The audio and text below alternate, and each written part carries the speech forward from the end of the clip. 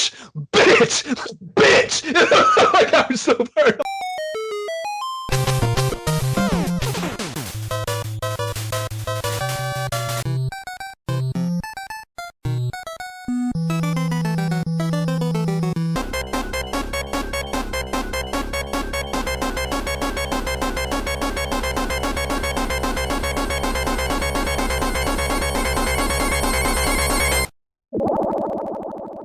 This is the Imperial Schools of Honor podcast. I'm Josh Folan.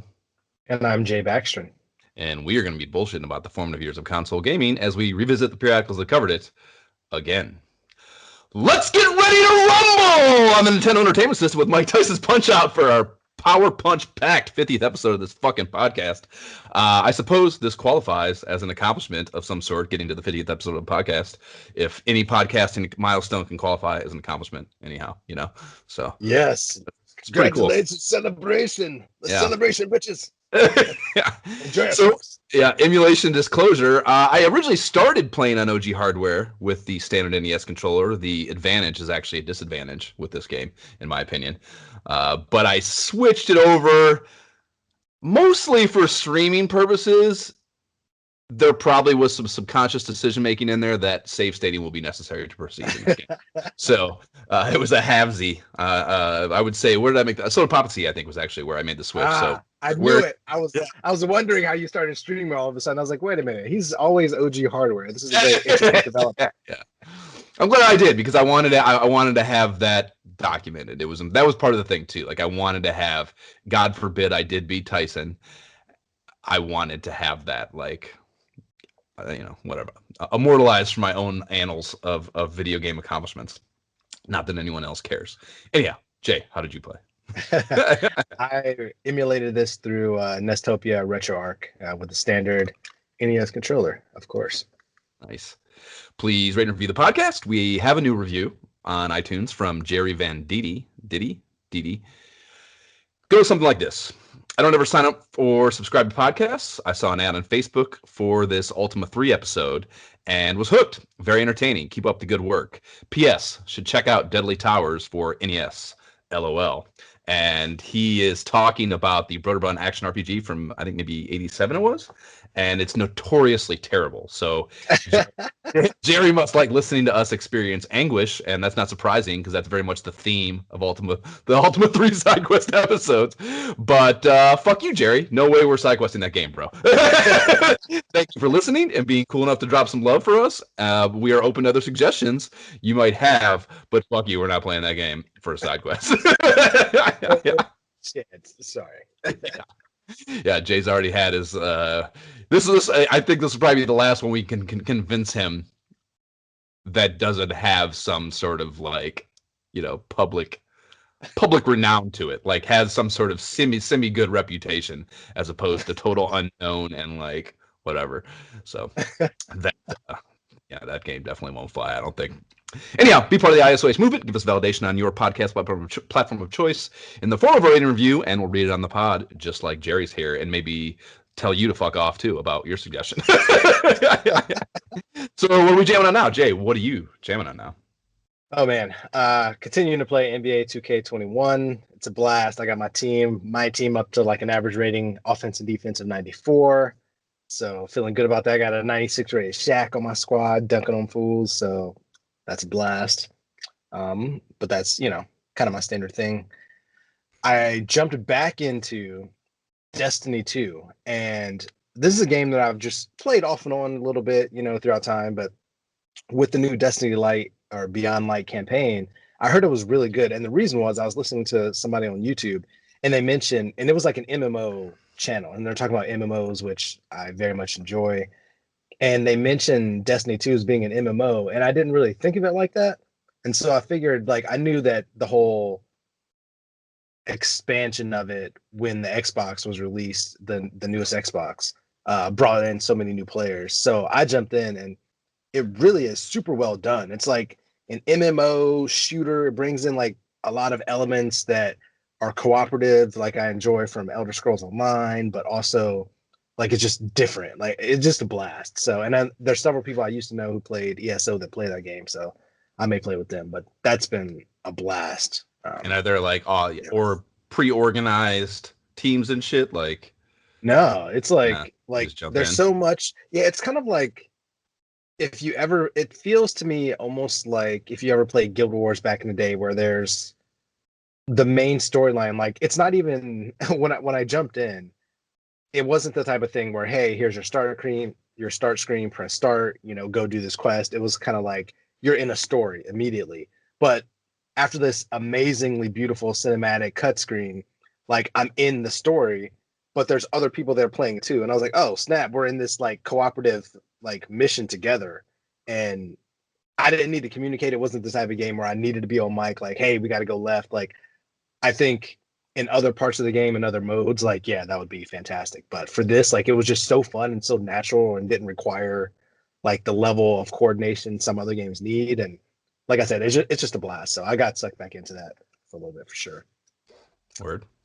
And then, oh man, so I felt like with the impending soon, we don't know when, but coming soon release of Halo Infinite, being a huge Xbox guy, like who's always played Halo PvP, I never really experienced the story, because we were in college when it came out originally, and then after that, just I didn't have an Xbox for the longest time. When I played, it was always PvP, even these days.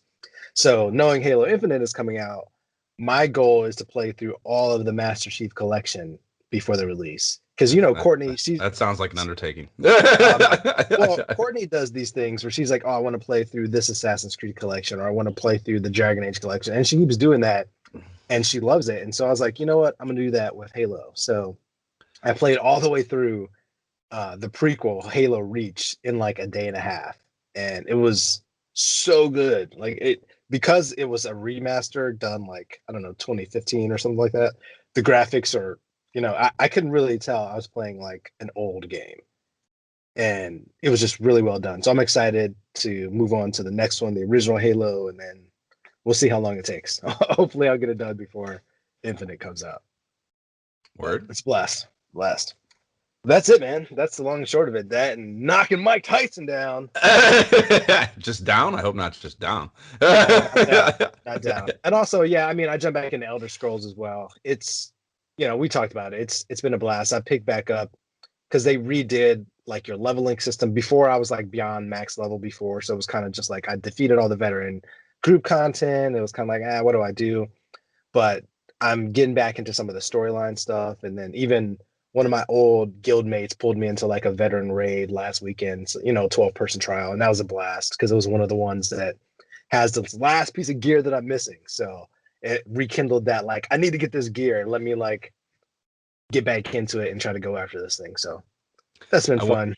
I went on a downloading tirade last night and from Game Pass, and a lot of I clocked the Bethesda shit in there, so I fucking got pulled Fallout 4 down just to fucking. I've been thinking about playing. We talked about that a while back. How I was considering kind of wanting to play that again, and Wolfenstein, the new Wolfenstein was in there, and I haven't tried that yet. Hopefully, it doesn't make me fucking sign into some shit, or I won't play it. But so I got that. And what else? I saw Fallout 4 on there, and I couldn't tell. And dude, here, a fucking comment box at Microsoft. Why the fuck don't they have more information on the game, like the game info screen? The description doesn't list the number of players. Like I was looking for co-op games and stuff on there, and it doesn't list the number of players on the info. Like it lists the ESRB rating, like where it lists the ESRB and how many fucking gigabytes it is to download. Like it has that information up top, but neither in there or the description box does it actually list like number of players. Does it have co-op? Like why is that? That's critical information. Like why is that not included anywhere on the fucking thing? It's been a change because it used to be there. Because I used to think the same thing, and you used to always have to go in and like right bumper over, and then you would be able to see it. If you scroll down, it would be kind of like the same thing, and it would list it. So I don't know. Maybe I haven't actually. I usually look at games in the store all the time. I haven't looked in like a week, But yeah, it used to be there where you could see it, but it might have moved. I can't find it anywhere. The only thing I'm thinking is because I'm looking at it in Game Pass and not, it has the option to go to the store. And maybe the store has in the store. But I mean, fuck you. Like, I mean, I shouldn't have to click over to the fucking store if I'm going to get it in Game Pass to find out that information. So take that upstairs. Run that up the flagpole. Get right on that. Get the fucking fix. Anyways, see, I downloaded a bunch of that shit. Anyways, the point of this is that I saw Elder Scrolls Online on there and Fallout 76, and both kind of surprised me that they were like Game Pass offerings, as if, I don't know. I just thought with the subscription shit that they just wouldn't, I just didn't expect to see them in the store. So I almost clicked on ESO2 just to fucking open it up again and give you the satisfaction, but didn't. There were so many other things I downloaded. I was like, this is gonna take long enough. Let me get these first. Maybe do that later. Fair enough. But if you do, let me know because we'll jump in party. That's my game. Like it's the social aspect. I'm aware. So yes, I got all that shit downloaded. So I haven't really tried any of that stuff though. I did finish Spiritfarer, 100%ed it, and it is the most beautiful, emotionally resonant video game I have ever fucking played, man. I just cannot recommend that game enough. It is so good. And the cherry on top of the whole thing to me is when it ends, it just ends. And most games that have this sandbox vibe going on with it, with the farming and all that shit, they usually complete the final plot point and then dump you back into the sandbox and urge you to re-engage the minutia bullshit mechanics, keep farming, whatever. Not this one though. It's just like you do the last thing and it's just fiend, like goes back to the fucking title screen, and that takes balls, and it is so right for what this game's story is, that it has a cemented finality to it like that. Like, I finished it, and like literally I sat at the title screen for a minute, gave you the credits, goes back to the title screen, the music plays up, and like I turned it off, and I like deleted the game, and like I don't ever need to play it again. I don't ever need to think about it again. It was fucking fantastic. 100%ed it, did every fucking thing in the game. Don't even need to think about ever playing it again. And that like closure to me is very attractive. That's why I like feature films over TV series, because I want a full arc. I want to see it go from point A to a final point B and know what that arc is. And that's a whole different diatribe to talk about TV and how it's open-ended, and the nuts and bolts creation of it are intended to go forever, theoretically. So you don't want to have any closure by default, which is why it's not my favorite kind of storytelling. Anyways, this fucking perfectly nailed it. I just loved the way it wrapped up, and yeah, I just cannot recommend it enough. It's so, so good. Nice. That is high praise, dude. I can't even. That's so good. That's a lot. It's like, I listen to podcasts and stuff, and like, it's funny how I don't know how long it's been out. It's years for sure, at least. And it's funny how, there's just so much shit out in the world that everything just flies by as like all the stuff that you don't know about, and like now that I've played the game and know how incredible it is, and I clock every time that word comes up, either out of someone's mouth or in written form, and everything said about it is just like, oh, really good. So like I am not alone in this opinion for sure. It's a really good game. And I turned my attention. I had it downloaded for a while. Both of them, actually. There's two of them. And obviously I haven't started the second one yet, but I started playing Pillars of Eternity on Game Pass as well. And I was telling you guys in the chat that it's a really, really, honestly, like I played it now. I'd probably put in, I don't know, 15 hours into it or something by now. And it might be too much. Like I kind of feel a little bit like I'm wavering a little bit right now. So I'm not going to say that it's like I'm over the moon about it or anything, but it is like a really, really deep story-based RPG that it's hardcore D&D role-playing, like that's why I was texting Jab until he loves that shit. He's always talking about fucking that nonsense. So I figured he would probably dig it a little bit. But anyway, yeah, it's like, the statistic stuff, the character creation stuff is super deep, and there's just so many things to track and develop, and the leveling up of your characters has multiple things that you're dealing with, way more complex than your average, Fallout type character development system. You add attributes to things that are outside of your core attributes. Even they're like developmental attributes, stealth and mechanics, and your ability to deal with traps, and lore, your ability to interact with spell-based things, and just there's like all these different layers of just statistical character development, as well as abilities. There's like an endless number of abilities that are, some are class specific, some are not, and like of the classes that and races you can choose, they each have their own unique ability sets. So it's incredibly complex, and you got to be into it for that kind of thing for sure, or it's going to be overwhelming.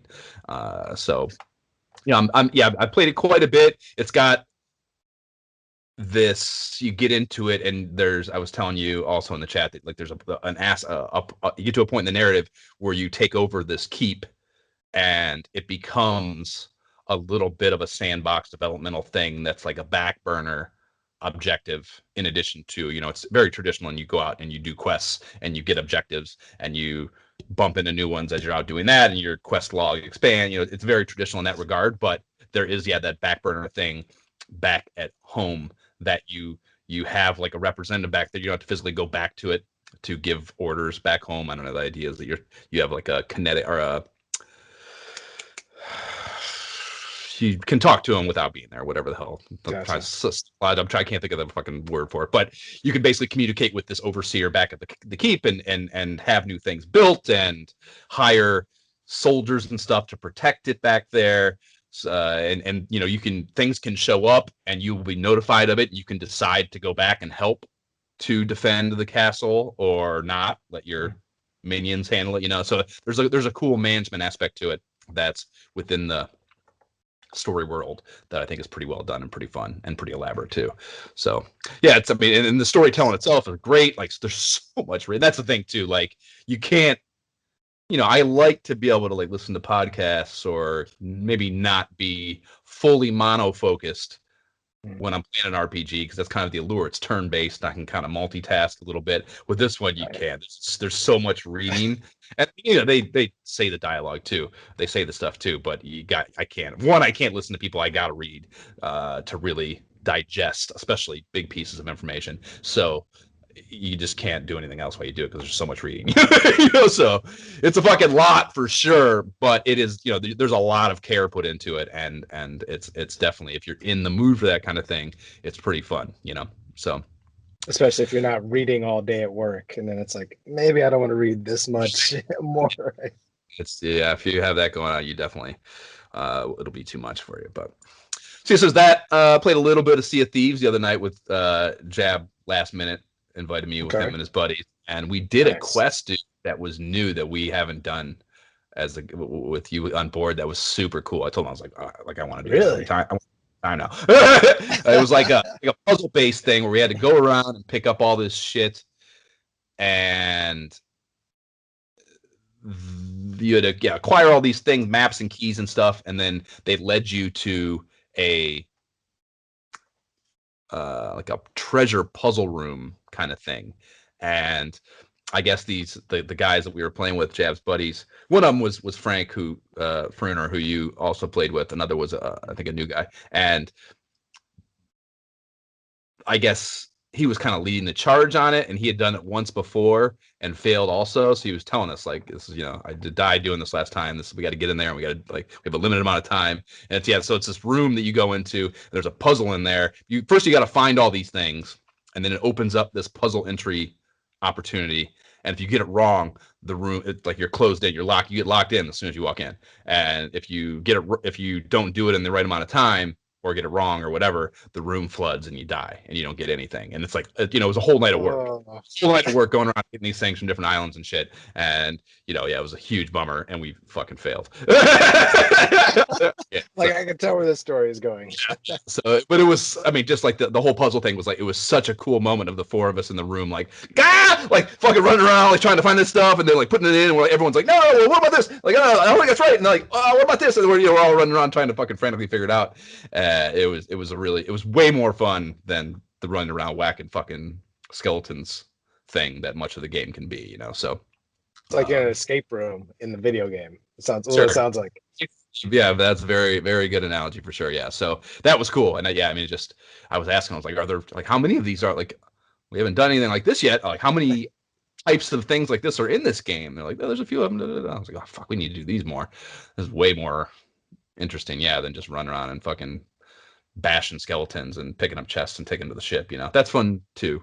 But having stuff in there was pretty cool. So yeah, I mean that's mostly it. Is there anything else I fucking played? I didn't really build out. I think that's it. Let's talk about Mike Tyson. Who gives a shit? Mike Tyson.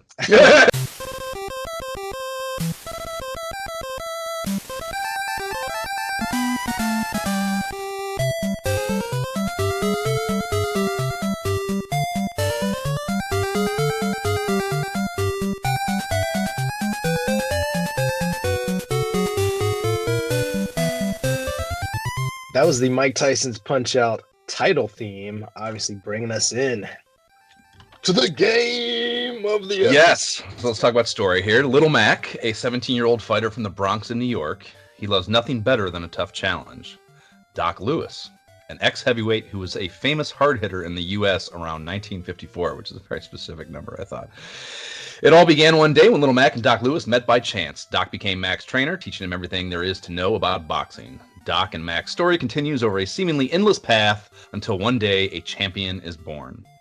And this is not entirely unparalleled to the Mike Tyson origin story, randomly being found by Bobby Stewart while he was at a reform school in upstate New York, that guy was a boxing aficionado, and he introduced Tyson, or rather he recognized Tyson's kind of like natural acumen for it, and he referred him to legendary boxing trainer Cus D'Amato, who would become his legal guardian and guide him to become the youngest heavyweight champion ever at age 20. So I'm sure that was a not unconscious effort to have some parallels there story-wise. And what kind of game is this? This is what kind of game is this, Jay? I think that's it's like I don't know if there's another game like this. This might not really have a genre. Right? It's a boxing game. Like the sport where you punch, like that's what we're doing. We're knocking dudes out. Yeah. Right. But it's not like I think that's just a shell though for what the actual game is, It's actually a puzzle. It's a puzzle game. I mean, it's definitely strategy for sure. I think it's a straight up puzzle game. I think it's a puzzle game that just happens to have boxing in it, and that is its own super unique, interesting fucking thing that I'm sure has a lot to do with why it's revered the way it is, why I fucking love it the way I do, and yeah, because I mean, boxing meant nothing to me as a sport as a kid, like the heavyweights are interesting just because like your dad's watching it and people talk about it, but like the act of watching boxing is terribly boring if you're not watching Mike Tyson literally dust someone off in 30 seconds. Like everything else about boxing as a kid is super boring. I definitely had cousins who were into it and like people, but I was like, I would watch like the Tyson Buster Douglas fight because we ordered it or something. Did you watch that? Otherwise, I didn't. Yeah, I definitely watched that. We didn't even have we got a satellite dish. Like one of those big old school ones that had to like you put in the galaxy and you watch out the window and watch it fucking turn a huge metal one in the backyard. We got that. I think I was a freshman in high school, so that would have been 96. So prior to that, we didn't have couldn't get cable where we were at, and I did not even have that wasn't even a possibility. But once we got that satellite dish, my dad started buying Tyson fights and shit. Like I'm pretty sure I watched that first Evander Holyfield fight at home. I think that was, the Tyson or the Holyfield Lewis ones rather.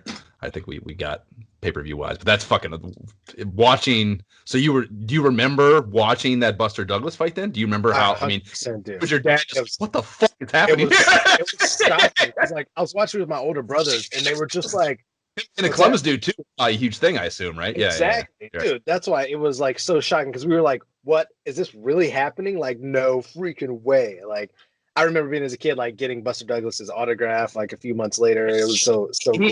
My first serving job in college was the Applebee's at which Applebee's was it in Columbus?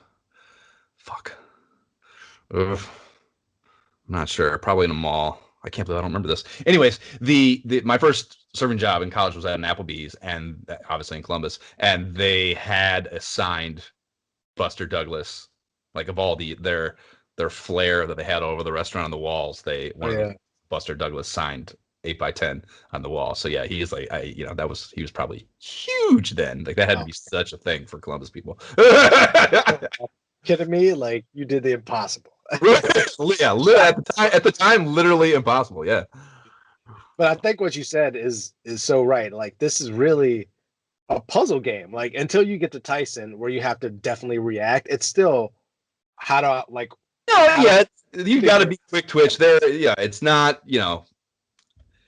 it requires sports type reflex and gameplay, but if you don't solve the puzzles first and most importantly, you'll never get to that part of the game. You know what I mean? So like, yeah, and I mean that within each fight. Like you have to have the cerebral part of it figured out to be able to have any chance with the quick reflex aspect of it. You know what I mean? So that's a really cool thing for sure. No question. And that's why, in my opinion, this is such a renowned, revered, famous, like world-class game, is because I picked this back up and I was like, yep, I remember the puzzle. Bam. I remember this puzzle. And it was just like great because yeah, I remember that puzzle. That's fine. Yeah, for sure. Yeah. I was like, I'm gonna knock your ass out now. Yeah. I've said it a million times and I'll say it again when we get there.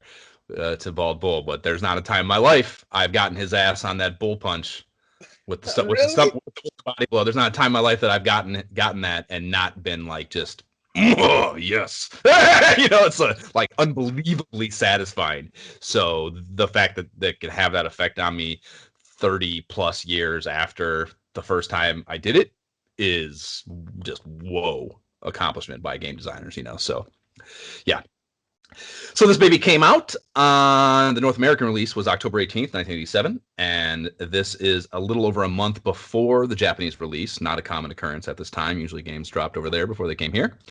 And there was a release of an iteration called the Gold version a month prior in Japan, basically at the same time as its release here. And this was a month before even here. This was in September, and it was a gold-colored Famicom cartridge simply titled Punch-Out without Mike Tyson in it.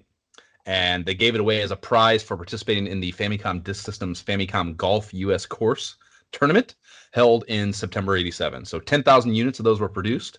Half were given away as high score prizes. The rest were given as given away in the lottery. So that's pretty fucking cool, I think. And having one of those was probably a very, very valuable thing to possess. And the final opponent in that is Super Macho Man, who was also the final opponent in the Super Punch-Out arcade game. So Mr. Dream nor Mike Tyson were in it. So that's pretty fun and interesting. And as far as shit that happened around the release time of this game in the U.S., on October 4th, the first Scab Sunday of the 1987 NFL strike, where the NFL fielded teams for games with just about anyone who would come play. And actually, it led to me clicking. I don't know. I find that strike season, the 87 strike season, pretty interesting period. I might have clicked on it anyways, but I ended up watching a documentary short on YouTube in between the last time we recorded and now about this, and got a much more fleshed out understanding of exactly how it went down. And like there was crazy shit that happened, dude. Like in Philadelphia there was like there were fucking riots and shit, dude. Like over the like because the players were like lining up outside, like the Union players were lining up outside the stadium, like forming a human chain, wouldn't let the buses of the Scab players come in, and like they found out what hotel they were in, the Scab players, and like were fucking with them. Like it was. Oh, I think wasn't there a Mark Wahlberg film based on that? Yeah. I feel like I saw it. Yeah. That's basically that's what that's about. That's clearly a dramatization, but that's crazy though. Would you have ever been a Scab? Like if you had the skill at that time, would you have hands in a fucking like without hesitation? Like I mean, what do you mean? I don't have any problem with unions, but like I'll play with the NFL, even if you're just like let me come and like stand over like on the field. Or they give me, any aspect of it that I could have like had a chance to do as like when you're young enough to do that, you got to be a moron not to do it. Like why not? And even Scab players. I mean, even Scab players in 1987 before free agency and players really were making real money. it still had to be an insane amount of money relative to what a average day of work that a 20-year-old would be doing, or 24-year, whatever old the fucking average scab player was. Like, it had to be just way more money for clearly a way better time than any job you would have had otherwise. So, like, yeah, you would have to be a moron. I don't give a fuck who it offended or who it upset or who it undermined or what organization or initiative. Like, I don't, who gives a fuck? Like, I'm playing in the NFL. Fuck you, bro. I don't know what to tell you. That's great. That's a good one. I don't remember I'm sure it's probably it was well done. So I think it was by this. What actually led me to it was, I think it might be, is it Bleacher Report or Barstool or some. I think it's Bleacher Report. They have videos. They have these videos on statistics, and I watched one about a Steve Bono touchdown run in like 1996 that was like the most pathetic defensive play ever, basically. And they have like statistics to prove it, and they went into a whole thing about how all the San Francisco 49er quarterbacks who became Chiefs and won with them, and how few, basically Lynn Dawson, maybe Lynn Dawson wasn't even one of them, I can't remember, and then Patrick Mahomes are the only KC Chief drafted quarterbacks that have ever done anything for them over the entire team's history. So they're like these really crazy statistically, they're like analytics focused with all these infographics. Of course, that's why I like it. It's a bunch of infographics and really well done presentations of statistics that are really interesting. And it's the same, like I said, I think Bleacher Report that did the scab video. So I'm sure it's probably pretty high return. If you just type in 1987 NFL strike, I'm sure it's probably one of the first returns. It's probably maybe like 20 some minutes, I want to say. Really good. Anyways, tangent. October 16th, one Mike Tyson knocked a cat named Tyrell Biggs the fuck out by TKO in round 7 of a fight in Atlantic City. And it's odd to me that it took 7 rounds to fight a guy to knock out a guy I've never heard of. So maybe he was practicing. Yeah, And then on October 19th, Black Monday, a huge global stock market crash. The Dow Jones falls 22%. And surely that was because of the lost productivity from people playing Punch-Out. And then October 30th, the NEC release of the PC Engine, i.e. TurboGrafx 16 in Japan. So that's notable for our little historical bullshit. And getting into the artwork and the instruction manual. So the cover art, it's probably the first NES box art with live action photography on it, I think. And hell, I honestly, the more I thought about it, it might be the only one. Like, I can't think. Can you think of any NES box covers with actual live action photography on them? I cannot. No. Oh, sorry, the Super Tecmo Bowl did have the actual face. Yeah, they have a face of somebody. Giants mock-up uniform, close to a Giants uniform, basically. Yeah, and actually Tecmo Bowl might have too. So there's probably some sports ones, but it's definitely not a common one or a common thing for sure. So that it was definitely the first. So all the other prior to this, I think it was all black box games for NES. So those all have kind of the pixel art stuff going on them. And it has Iron Mike decking some poor dude right off the box cover. You can't even see his face. So that's funny. And there's a referee that looks on in the background, and it is, I think, a huge missed opportunity for him to not be styled as Mario. I think that would have been a really fun thing if that person had been like decked out in some sort of Mario shit. Knowing what we know about, or what I have here in a moment, if you don't have it history-wise, it's not terribly surprising based on how the Mario thing got in there, but it still was a missed opportunity, even if, whatever. And I looked hard, dude, trying to find out exactly who this might have been, the referee, like some sort of actor that would have ended up doing something or something, but it doesn't look familiar, so maybe that's why, or part of why anyways. And it was probably some just poor non-union actor that made $400 for this bullshit print job and he never saw another dime. A company employee that got paid even less, who knows, but had no luck actually finding the person's name, unfortunately, which was a bummer. And the title treatment features Mike's name and a handwritten font above Punch-Out, the Punch-Out title treatment. And it's worth saying that until I was scrutinizing the box of the pod here, I had never noticed there were 2 exclamation marks in the title of this game. So Punch-Out, exclamation. I never noticed that. And below that, we have 3 bullet points. There's Fight Tyson in the Dream Bout, challenge boxers from around the globe, win and become that's tough to say, WVBA champ. And flipping over to the backside, we have another solo photo of Mike in a fighting stance next to some text. The title again, then the tagline, meet the ultimate challenge, fight Mike Tyson. And that is followed by a table setting blurb. It's a right jab, a left hook, an uppercut. It's Mike Tyson's Punch-Out, where you'll get the chance to compete against boxers from around the globe. Punch your way through 13 bouts in minor, major, and world circuits against tough contenders like Piston Honda, Glass Joe, Super Macho Man, and many, many more. Defeat all your opponents and meet the ultimate challenge against world heavyweight champion Mike Tyson in the greatest fight of all, the Dream Bout. And knock out Tyson, and you can become WVBA, World Video Boxing Association champ. And it's got 3 screenshots, the pre-fight size-up screen for Glass Joe, the title screen, a ring shot against Bald Bull, and then lastly, next to the Nintendo seal of approval, it says there's special tips from the champ inside. So I was sure to Google what the fuck those were. And these are not in the actual manual. It was a separate document of some kind, and I could not find the photo for it. I can't believe that was the case. But I did, however, find the copy of it from a Punch-Out fan site that I'll link to in the show notes. And the 4 topics of advice that, while maybe had Tyson's input, I don't know, who knows, have a lot of words that I find hard to believe that 20-year-old Tyson actually wrote is kind of my concern about these actually being legitimately from him. But they go as such. Never be intimidated by someone regardless of appearance. Nobody is born the best. Practice and training makes you the best. Never become angry. It will inhibit your ability. And I did not listen to that little tip in my playthrough videos. You will see that's the case. Lastly, don't quit. And each one is expounded upon a bit as well with maybe stuff that maybe could have been from Tyson after someone else wrote these bullet points, you know.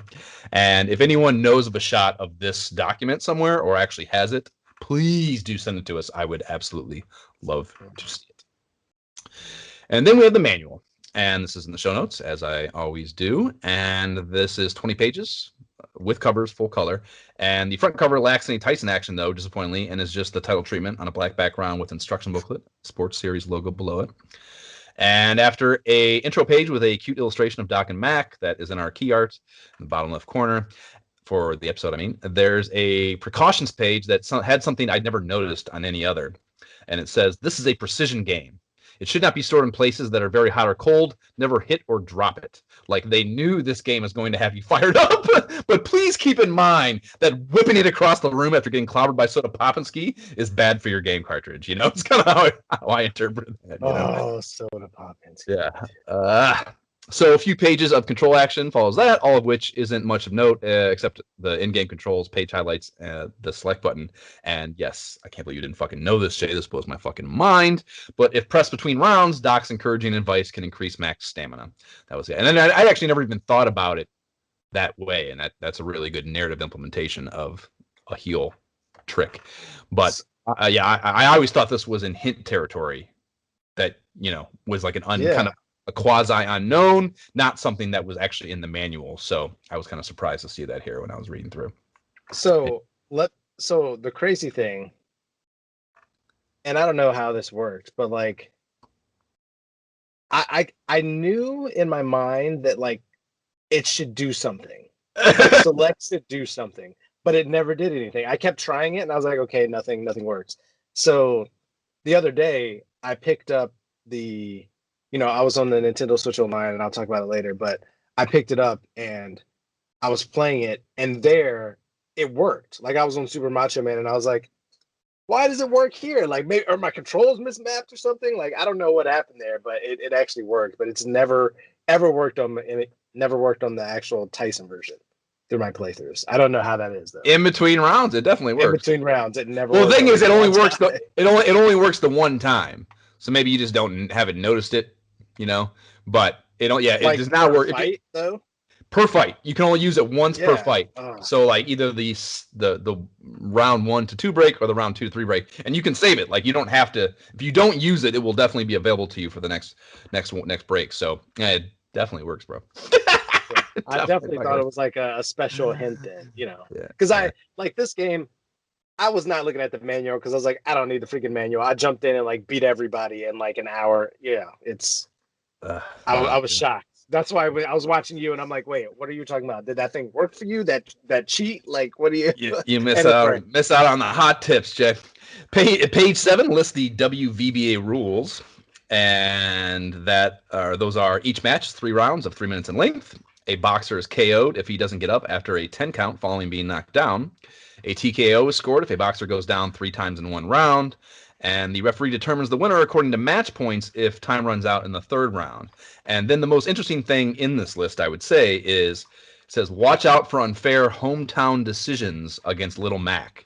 And what is watch out for supposed to mean exactly? Like, what are you going to do about it if it happens to you? Like, it really, what the translation is FYI, the Nintendo fucking cheats. That's exactly what that means. So, yeah, what do you mean watch out for? What are you going to do? You're just fucked. So page 9 explains the heart system, which maybe isn't glaringly obvious to all players, particular newer ones. So Little Mac loses 1 heart every time an opponent blocks or dodges one of his punches, and loses 3 when he gets clocked by the other boxer. So when his hearts hit 0, however that happens, Mac changes color to this kind of like pink, like green hue, and is too tired to punch and will remain that way, only able to dodge and duck until the hearts replenish. And it doesn't really describe the exact math of how that happens. I think from boxer or fight to fight, it's a different. The math behind it is different. And fucking Tyson is extra frustrating. But pages 13 are an opponent character breakdown with illustrations, but sadly they only have 4 boxers here, and that really bummed me out. They have Francis Glassjaw Glass Joe. They have extra alliteration on these. These are tough to say. The German Steel Machine Von Kaiser, Tropical Chief King Hippo, and this is another thing that I can't believe was in the manual. And he has his weak point listed, and he's the only one of these that has that. So yes, so his body, what it says here is his body. You can knock him out with body punches if you can make him drop his guard. And yeah, this, I mean, it'll come up when we get to the playthrough, but this being the manual, in hindsight of my childhood, is brutal. How did I not have this as a child? Like did I rent the game when I beat it? Like, I don't understand. That's I rented it and I did not get a fucking manual, so that's why. Long to figure that out as a kid, man. Yeah, I got a whole story. We'll fucking get to it. The reckless bald bull. They repeated twice, which is weird. And then they list a bunch of others, but skimped on the picks and bios. So that's kind of a bummer. I think they could have taken more time and given you more for each one of these characters, and I think that would have been fun. But what are you going to do? Page 15 has tips broken up into basic and winning technique sections. Your left punch is a little faster than your right, but not quite as strong. And I've always kind of known that. If your opponent gets up from a knockdown on the count of 1, you can knock him down. You will knock him down on 1 point punch if you uppercut him right away. And the idea that's applicable to all boxers was definitely like, oh, no shit. I think I knew that was the case with. Actually, I don't, because Glass Joe, any uppercut will knock him down. So yeah, I don't think I knew that at all. So I've been playing this game for 30 years and never wasn't aware of that. So that's interesting. Again, that's in the manual and I fucking didn't know, And I had, my uncle had the manual with the game. So it's not like I never had an opportunity to get to the manual. It was after my initial exposure to the game and my initial exposure to fucking King Hippo in particular. But I eventually had the manual. So the idea that I never pulled out the manual and went through it in all the years I had access to this at my uncle's is also a little frustrating to me, I think. And so page 17 is a memo page, and fortune smiles upon thee. My scan has a poorly scrawled code in pencil in it, and I have told you before how much I absolutely love that. And the code in it is 777-807-3454, which is a world circuit code with a 7-0 record. And fist bump, child from the past. This is a good code to immortalize. I like it. Probably the most useful one. The one I actually used a few times because the one you don't need it for the first. If you want to fight the first Dom Flamenco, you'll just breeze through the first 3 boxers. You're not going to bother the pain in the ass putting in the code. You're just going to beat those 3 guys. But the world circuit code is definitely worth skipping the time, So talking about history here, and I'll see what you forget because I got a bunch of things too, or didn't find rather. I'm sure there's a lot. I definitely want to hear about this referee because I did not pull that one out. But yeah, I mean. It's so funny to me because I have only ever known this game as Mike Tyson's Punch-Out until about a month and a half ago. Like I literally have ever known it only as that. Like it's freaking Mike Tyson's Punch-Out or it's nothing. And so we were like, before we even decided to play this game, I was messing around with the Nintendo Switch Online, and I saw freaking just Super Punch Out, Punch Out. And I was like, why do they have this off-branded version? Because I saw it somewhere before, and I'm like, what is this off-brand version? Like, I didn't know anything about it, and I was just kind of like, that's so lame. Why is this on here? So I ignored it. It's so amazing to me that you could evade this story this far into it's crazy. I played it when it was Mike Tyson, and then I, never, like, I played Super Punch Out when it came out, and I was kind of like on the Super Nintendo because that was my jam. But I was like, this is not the same. It doesn't have Mike Tyson, whatever. But that was the end of it for me. I fucked around a little. I don't like the Super Nintendo one as much, but I do look forward to getting to it, and I want to play that because that's another game that, like, I feel like I probably should give us a certain chance. It's definitely revered. It definitely has a good reputation, so I think it's probably a good game. But yeah, but I mean, I had known about the arcade one. Like, I knew that was like a Super Macho Man, but like the arcade one was different, so I was like, whatever. Yeah. And so to me, like, I just didn't know what was going on. So what I didn't know was that, like, Tyson was paid, which right now seems like an absurdly minor amount. Yeah. Like $50,000 for 3 years. Like, how many unit sales did Nintendo get out of this game? Well, it's the thing. It was such an impressive. It's like did you find how he? No, did you find how he? Which guy? Who was it? Nintendo of America president Minoru Arakawa attended a fight of his, and that's how. Okay, so do you see that? Okay, yeah. So it's crazy how much. It's a testament to how, like, impressive Tyson must have been to watch, because he hadn't won shit yet. He wasn't a champion. He didn't even have a belt yet. So the idea that he could be at a fight and be, like, just so enamored with an unheralded boxer who, I'm sure he probably was hyped up a little bit. He was knocking people out from day one. So, like, he probably had a little bit of reputation, like, this kid's fucking got some fire in him, and he's good at this shit. But he didn't have the belts. Until you get that level of recognition, the idea of getting an endorsement as a boxer, like, it's kind of crazy, So the idea that he was able to just identify that and go, gotta have that dude, is really fucking cool and impressive, I think. So. Yeah, man. Yeah. I mean, it's nuts though. But like 3 years, when you think about it, like $50,000, and then the fact that the contract ended and then it just changed it back. Like, it was funny, the link that you posted on YouTube to just show this story, which almost made it seem like it was just, all right, he lost, so we're gonna take him out and put in Rocky Marciano. Basically, the funny thing is, because of that, I went in this week and played the non-branded, version on Switch just to see how different it was, and it was basically just it's the exact same game. It's a palette exact swap, same sprite, like just with a white dude, like, and without Mike Tyson's look, it's like exact same. So, I mean, I guess I'm surprised they even took the time to take. I'm surprised they even took the time to take the gap out of his teeth. I'm surprised they even bothered to change those 4 black pixels to white. It just made him 99-0. Like, he's impossible. Like, okay, but is he 99-0? 99-0. I thought they changed it to like Rocky Marciano's record, like 40-0, 39-0, I think. But then Floyd Mayweather beat that, so maybe, I don't know, maybe they just put 99-0. Like, hey, nobody's ever going to beat this, so this is going to be our best fictional character. I'm surprised they changed that too. That's good to know, actually, that they again bothered to make that change. But it's funny also that this is just a regional thing. Like, this is only in the West. Like you said, like, in the East, it's just Super Macho Man, like that version. In arcade, it's different. Like, this is, and now you can't even play that version unless you're on the emulator. It's just the Dream one, which is still odd to me. Or own the cartridge. Or own the card, yeah. What about, I'm in this new world. I'm like, I can't digitally download it. Like, yeah. Yeah, it's wild, man. I mean, that's the thing. Like, that's why it surprised me, because there's a lot of speculation about why.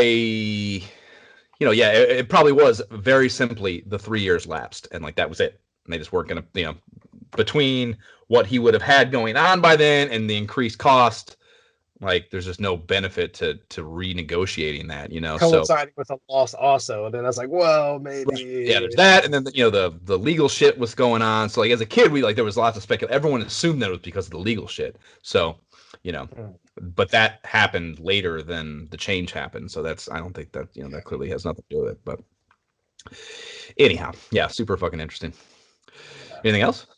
Nah, man, tell me about this referee. I want to hear. I want to Okay. hear. Yeah. So I mean, specifically, like, he didn't get his first belt until against he beat Trevor Burbick, another name never heard of, in 1986 to get the WBC belt, and then yeah, that happened after the licensing offer. So that's interesting. And then Tyson had never played the game, allegedly, anyways, until like 2013 Fox Sports One piece where they have him on camera getting knocked the fuck out by Glass Joe. So that's funny. And yeah, so Mario's cameo was not planned. So yeah, creator Genyo Takeda put him in as a referee without company permission, right? And he had said no intent of that making it past the check and balance process, before a game is released. And this is just so it points out just how different video game companies and design and everything, maybe just life, the world in general then was. But nobody noticed during the proofing phase that it was Mario, and it was just left in. Like just no one said or noticed or anything like that, and now it's part of the game, So that is fucking crazy that something could be unapproved in a Nintendo first party major release like this, that it wouldn't go through a million lawyers and a million decision makers, is hilarious to me.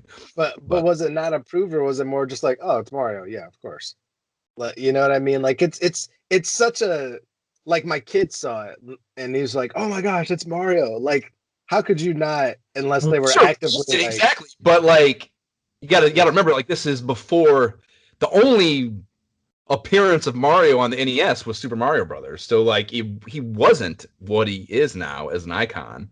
And and again, this is a statement from Takeda here that made the fucking game. He's like, I didn't, by him pointing out that it wasn't approved, that suggests that approval would have normally been expected, I think.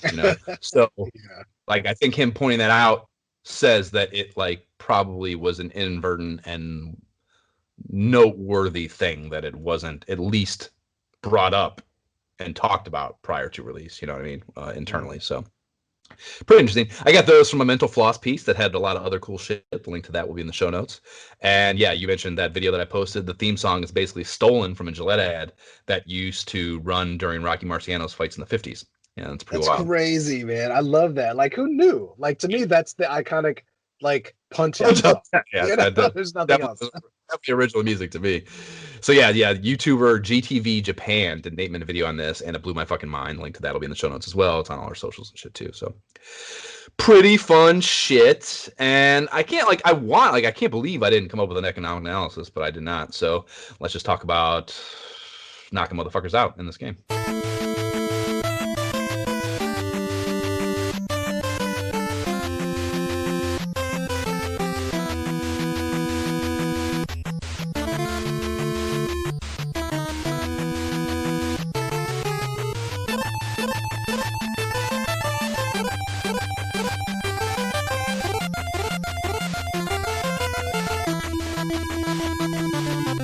That is the bicycle training theme, getting us into the playthrough of Mike Tyson's Punch-Out on the Nintendo Entertainment System. And we start with the title screen, as we always do. You fire it up, and beneath a black screen, a ringside bell rings a few times before a blue screen pops up with Iron Mike's headshot, his name in bold green letters, and beneath that is Mike is waiting for your challenge. And there's a blue background also with his name just tiled over and over and over again behind that. And then the actual title screen comes up, Punch-Out, in yellow and red text on a blue background, and Mike Tyson is written above that in a way that looks like it was added last minute. And I think that's a common thread, I feel, in everything about the box art, the manual, the title screen. It's clear to me he was not part of the original plan for this game. 100%. You know, it's like everything is just kind of like, just make it Tyson-y. Like do it, work some Tyson in there, you know, and that was prevalent throughout the marketing, the box art, the game, everything, you know. So it's funny you say that. I never even noticed, but now when I look at it, like just paused, it does look like it's just kind of like somebody just typed in Excel, like right, exactly, yeah. Like I mean, you know, it's bold. Mike fucking Tyson, and it's your endorser of the the endorsee of the game. It should be more prominent than that. It just should be, you know, for sure. And that's what I mean, like that. It is more prominent, but it's like that added screen beforehand. They were like, oh, we'll just put that at the beginning, and then, you know, that'll really feature him, and then we can get to the rest of our code that we already had. You know, so you have on the title screen here, you have new and continue as menu options, and the cursor is a boxing glove on each side of the word, and that's cool. I love when they do cursors that are thematically appropriate, and spend a little bit of time on that. And continue allows you to enter a 10-digit code to pick up and at various places in the game, as well as you can also enter the Nintendo phone number to frivolously listen to a busy signal, which I'd never done in my life, so I was excited to do it for this purpose. And that's 1-800, not 1-800, but 800-422-2602. And yeah, it goes on for maybe 5 seconds, and then the cursor reverts to new and awaits input. So I don't know, it's just a super little fun fucking Easter egg type thing that they bothered to put in there and took the time to put in there. And if you don't do anything here, a cinematic will start, and it's the between rounds picture of Doc and Mac at the top of the screen, followed by starring little Mac and his trainer Doc Lewis, also playing the role of Mac. It's you. And then it scrolls down to a list of guest stars as all the boxers, and at the bottom, and special guest Mike Tyson, again looking like it was added last minute at like underneath, because like all the other names are in like this designed border kind of thing, you know. And yeah, it just looks like they just slapped a little bit of text beneath that to work Tyson in there too. And then lastly, this is a true story of true victory, but the road is long. Then it fades to the Tyson headshot page for a sec before a demo starts in a bald bullfight. And a small thing I noticed resetting the game a bunch of times to pick this apart and write it all down and stuff, the soft and hard resets start at different things. So the hard resets, like turning the power off and back on, it does as I already described, you know, that whole sequence, and starting with the bell on a black card than Tyson. And then a soft reset, just hitting the reset button, just goes straight to the main title screen. It skips the Tyson and the bell thing at the beginning. So I don't know. I just don't like. I don't think many games do that where there's like that's helpful. There should be a difference. Yeah. You know? Oh yeah, sure. Yeah, it's kind of like a fast track for reset, you know, basically that like, okay, like they've already seen that. Let's get to the shit, you know. So that's yeah, I think a good thing to have that in there. And whether you start a new game or continue with a password, a glove comes punching through the title after a couple tries, and the screen turns a light blue, and some text appears in place of the menu. Let's keep it clean. Now come out boxing. And first up is the minor circuit, and Glass Joe resides at the gateway to that, ranked at number 2, and we learn that on a matchup card that puts a close-up of Doc and Mac in their corner on the left, and the same of your opponent on the right. And none of the other boxers have corner guys. Did that register as a thing to you playing this game? That is interesting. I agree. So Glass Joe looks completely tweaked out on something. He's got like big bulbous eyes, blonde hair. He's clean shaven, and he's white, as most blondes go. And they also have the boxer's stats listed. And Joe has a 1-99 career record with 1 KO. And I've always wondered who the poor schmuck is that Glassy here got his sole KO on, so I looked it up. And the Punch-Out wiki claims that a Nintendo Power issue stated that Nick Bruiser, who's a character in Super Punch-Out on the SNES that I've never fought, I didn't remember, but if you played it a little more, maybe you have, or do rather. But Nick Bruiser lost in a freak accident to him, is how it's described in this Nintendo Power. And that is despite his canonical record being 42-0 in Super Punch-Out. So what? It's funny that like Nintendo Power went against their own game program. You know, it's just interesting that I think Nick Bruiser might have been in the arcade one too. You said you played the arcade one, right? I do, but I don't remember like details of it like I do the NES version.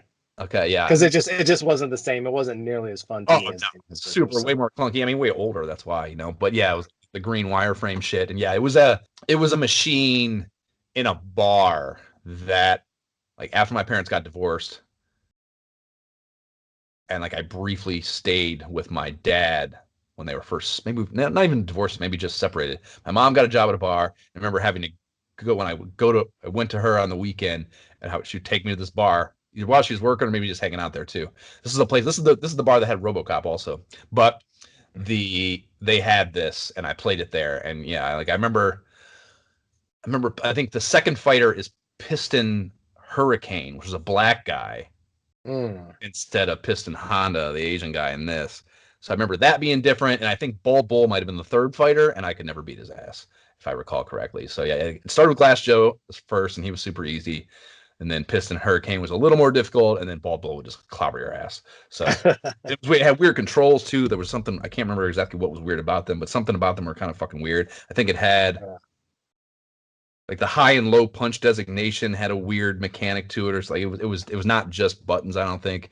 Yeah, it was definitely not smooth. Yeah. It was fascinating to me because this was after I was old enough for. This was probably 1989 or 90. So I had played Tyson and was familiar with the brand, but it's clearly going backwards after having played the much better NES version. So like, you know, I wanted to like it and I wanted to be into it, but I remember like thinking as a kid, like, this is not good. I'm gonna go play RoboCop.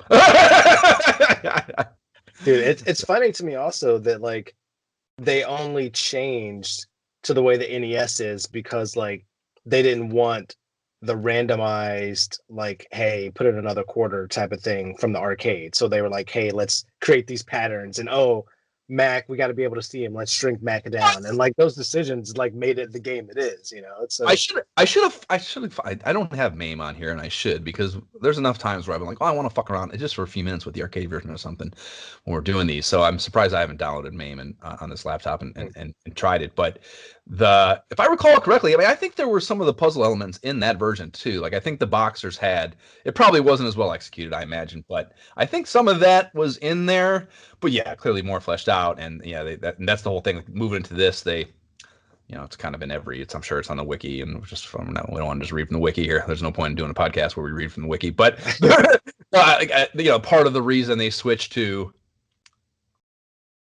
like coming up with making Mac small and putting it at the angle this view is at was a way to get around having to use the wireframe thing, because you need to be able to see the other boxer to react to him, you know. So making him smaller and doing it at the angle you do, where you basically are at knee high to these dudes, it was a very conscious decision to enable the ability to use that puzzle and tell element of the game and be able to see that shit. So yeah. Anyhow, Glass Joe hails from Paris, France, and he's 38 and weighs $110, sopping wet, and that is still 3 pounds heavier than Little Mac. Crazy. Yep.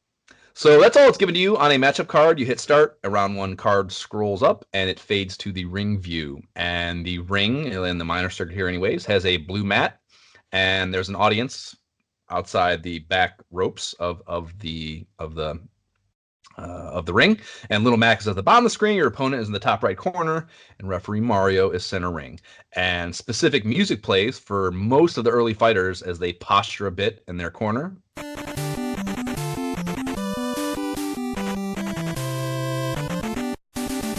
That's the Glass Joe joint, and the bell rings, and they make their way out to Mario to the fight music that we will hear later. And Mario says fight in a text bubble with, it's like all the dialogue in this. I love it that Mario says that it's, so this is just a wonk, but like when you get when you get knocked out, like his TKO thing is, you know, like the effort towards some sort of like Charlie Brownie parent dialogue thing is cool to me. I like it, you know. Yeah. And I guess we could talk about the controls a little bit before we get into the Fighting Glass Joe. And so it's a pretty straightforward interface. Up top, you have your stars, your hearts.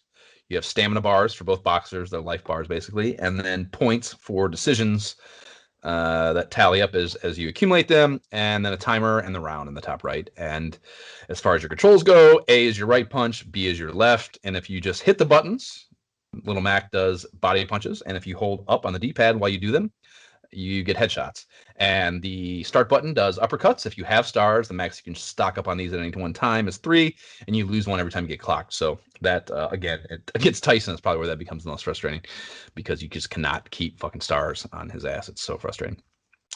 Left and right dodge, or left and right do dodge, and then down will block. And if you hit the opposite direction immediately after dodging, you more quickly return to your base fighting stance. And this is just beyond critical to hang with the big dogs in this game. If you just there was like a point in my life where I think like probably reading shit about Tyson, even though it never was enough to even come close to beating him.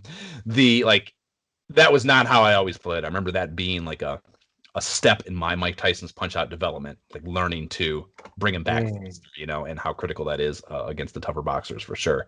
So I would say it might be a third of the time. I would say that sequence is relative to the normal dodge. You know what I mean? So that's especially Super Macho Man. Oh my gosh. Yeah. Was he hard for you? I think he's a super big dip between Sandman. But we'll get to that. the block will not stand up to all punches, so you should use that wisely. And a way to get around situations where it does not work is you can double tap down twice to duck, which is really hard to do reliably for me. So it's bored. I use it one time. Accidentally against Mr. Dream, trying to get like a flurry of punches. I accidentally did it. I was like, oh, I've never even done that. Like, no. It's doing a quick. I don't know if it's just my left thumb isn't good enough or what, but I would say generally speaking, anytime I have to do, there's other games where you might have to do like a quick 2 D-pad thing, and like it just the same place to do it twice as your left thumb. I don't know. I just don't have the tendon isn't there, man. That lets me do that quickly and reliably. I just can't fucking do it. So yeah, the duck is pretty useless for me. And then select does fuck all except regains life and when held between rounds, as we already discussed. And it's worth noting that you cannot pause in this game. There's no pausing. You have to stick it out until the end of the round or KO, no matter what. No matter how bad you have to piss, no matter how much mom's yelling at you to do something else, doesn't matter. You cannot stop in between rounds. You got to go. So that's an interesting decision that I think I like for sure, because it's very boxing appropriate, so. Dude, I didn't know that at first. I was like sitting there trying to pause it, and I'm like, and because I forgot at first, like I said, I did not like the manual because I'm like, I don't need the manual for this game. I forgot that the special punch was start, and I kept hitting select, and so it wasn't going off, and I couldn't pause it. So I was like, are my controls the snaps? Like, what's happening? Like, until I realized, oh yeah, you can't. Okay. None of that in this game. So Glass Joe is a huge pussy. He rarely gets offensive. He has a left hook and a right jab. Both are snail shit slow. And you can always knock him down at 42 seconds into the first round, as he does this thing where he steps back a moment and he pumps his fist a couple times, and then he comes at you. And if you body blow him just as he lands back in his fighting spot, he goes straight down with like a cool little, he does like a real cool little facial expression. The body blow knockdowns in this game in general have usually a really cool reaction out of the boxer, and it's cool. Like Sandman's is beautiful when you actually get him on those body punches. He stays down, and his eyes are all fucked up, and his hands stay in front of his face, and he slides back. Yeah, the animations in this game are so well done. It's really cool. Yeah. So he will sometimes stay down for a KO on that at 42 seconds, and looking at speed run times and shit like that, I think is the fastest possible way to knock him down, is to get him to stay down on a KO on that thing at 42 seconds. So can confirm. I remember that from being a kid, and I did it this time, and I was like, yep, 42 seconds. And I punched him to the face. It wasn't even a body blow. And I'm like, yep, 42 seconds. I remember. Really? You got him in the face for that? Yep. I thought it had to be a body blow. That's interesting. Well, that's cool. Yeah. It's in line with him being a huge bitch. An uppercut puts him on his ass automatically as well. So prodding those out of him are wise if he doesn't stay down on that 42-second thing. And the best tactic for getting those out of him, in my opinion, are waiting till right before he punches. And like I said, they're so snail shit slow that you can see them coming. And you just give him a quick headshot, just pop his ass in the head whenever those are coming, and it'll give you a star. And then you can let him do the next punch, dodge, uppercut, knock him down. Dude, I get no strategy on this guy. I just wail on him, and then you're not getting an opportunity to swing on me. Unless I'm just fumbling around. Yeah. Sure.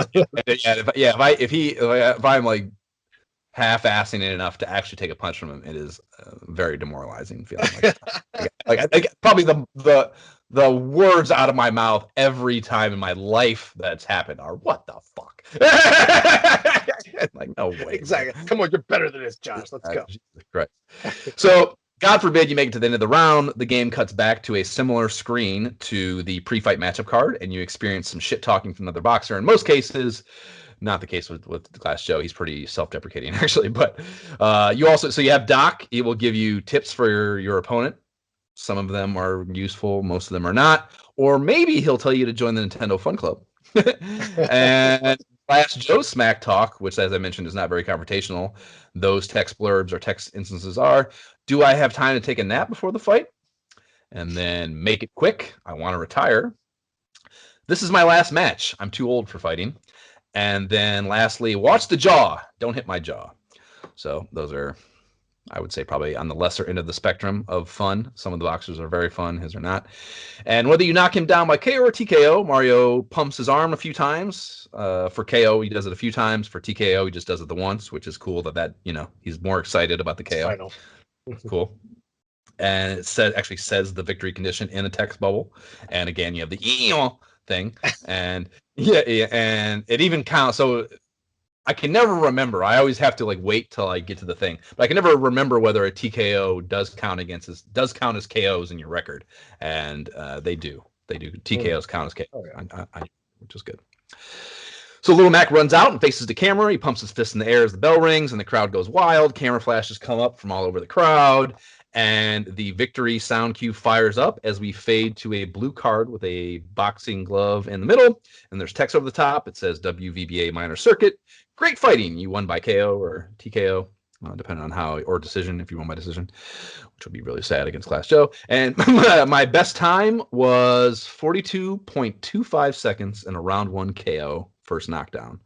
Nice. And I'd actually until I started writing these down, I'd never noticed that it tracked decimals in here. So that's super specific and pretty fun. I think that it really encouraged you to get to the nanosecond your absolute fastest time, and that's cool. So it's also very hot for our infographic that I'm excited to publish. Man. So what was your detailed? 42 seconds. You didn't write down the fucking decimals? What's the matter with you? Man, it's decimals, dude. What are you talking about? I work in finance. I can forget about decimals. 42 seconds. You're the worst, man. What are you So on to the next boxer. Von Kaiser is ranked number 1.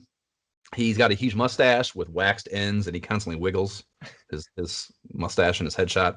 He's a white dude, too. He has brown hair. He's 23-13 with 10 KOs. He's from Berlin, Germany. He is age 42, and he weighs $144. He does also have his own pre-fight music. He is also a cakewalk. And his tell for his left jab is a little head wiggle thing that he does. And you can get a few good head blows in after dodging that. And a fun fact, if you never swing at him at all, I don't know why I thought to do this, but if you never swing at him at all, he will literally do these for 3 minutes straight in the first round.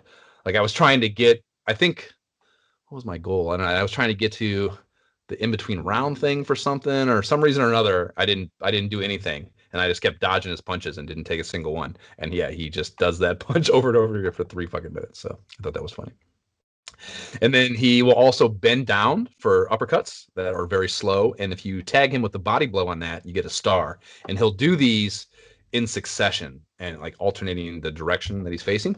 And so you can basically just stock up on 3 stars right in a row. So you hit him in the belly, he'll go do his thing, and then he'll go right back down for another one. And you can do it with the other way, So you can build up 3 real quick and then dodge the 4th punch. And you can also do that with the jab too. You can also get stars out of him on that. But anyways, when you unload an uppercut on him while he's stunned, he also automatically goes down. He does this weird bah, bah, bah, bah, thing with his mouth, and then he flies up into the air onto his back. So pretty fun animation with him. And I would say that's probably the extent of his repertoire offensively.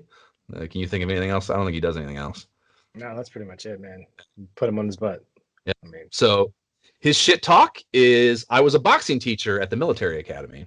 So yeah, his whole like, it's been talked about a million times ad nauseum, but like all these boxers are like, it's probably not as far as actual racism, but it's like they all have like their xenophobic, stereotypical thing. Like going. WWF wrestling back in the day. Like you had your caricatures. bit. That's kind of what it is. Yeah. They're heel caricatures for sure. So his is absolutely that he's like a militaristic German. Like he's wearing black boots and like brown stretchy pants, like riding crop pants or something. right. Yeah. I feel like they should have cargo pockets on them. Right. Yeah. So furthermore, he'll say, I'll teach you a lesson. You will fall down. Surrender, or I will conquer you. Again, very militaristic. And then lastly, your punch is soft, just like your heart. And my best time against him was a TKO in round 1 after 1 minute and 6 seconds. 1:06.99. That is impressive. I also pulled off a first round TKO. Mine was 1 minute and 30 seconds on the clock. So nice work there. Taking him down. Thanks. I totally remember this pattern, man. I got hit twice trying to like time my special and like just fumbling around. I was so mad. Like, oh. I think it's easier than Glass Joe because he doesn't. You can get her like he doesn't. He's not able to defend against anything you do. With Glass Joe, he's a little bit more reactionary. So yeah, he's super easy. You can get three knockdowns in a minute. Fucking is clearly he is not able to generate any defense whatsoever. So after the wrap-up card for Kaiser, it scrolls to the title bout card, and it's those words big and bold with the glove behind it and a hot little ditty. The minor circuit title bout is against champion Piston Honda, and he has some seriously bushy eyebrow action that animate below a Karate Kid Daniel Son-esque headband that he wears. And he's 26-1 with 18 knockouts. He hails from Tokyo, Japan, is age 28, and weighs in at 174 pounds. And he also has his own music. Good jam. I like his song. It's catchy. Yeah. His jab tell is an eyebrow twitch, and you can pop his ass in the face on it for a star. And he also has a right hook that you can catch him on the windup of in the face for a star.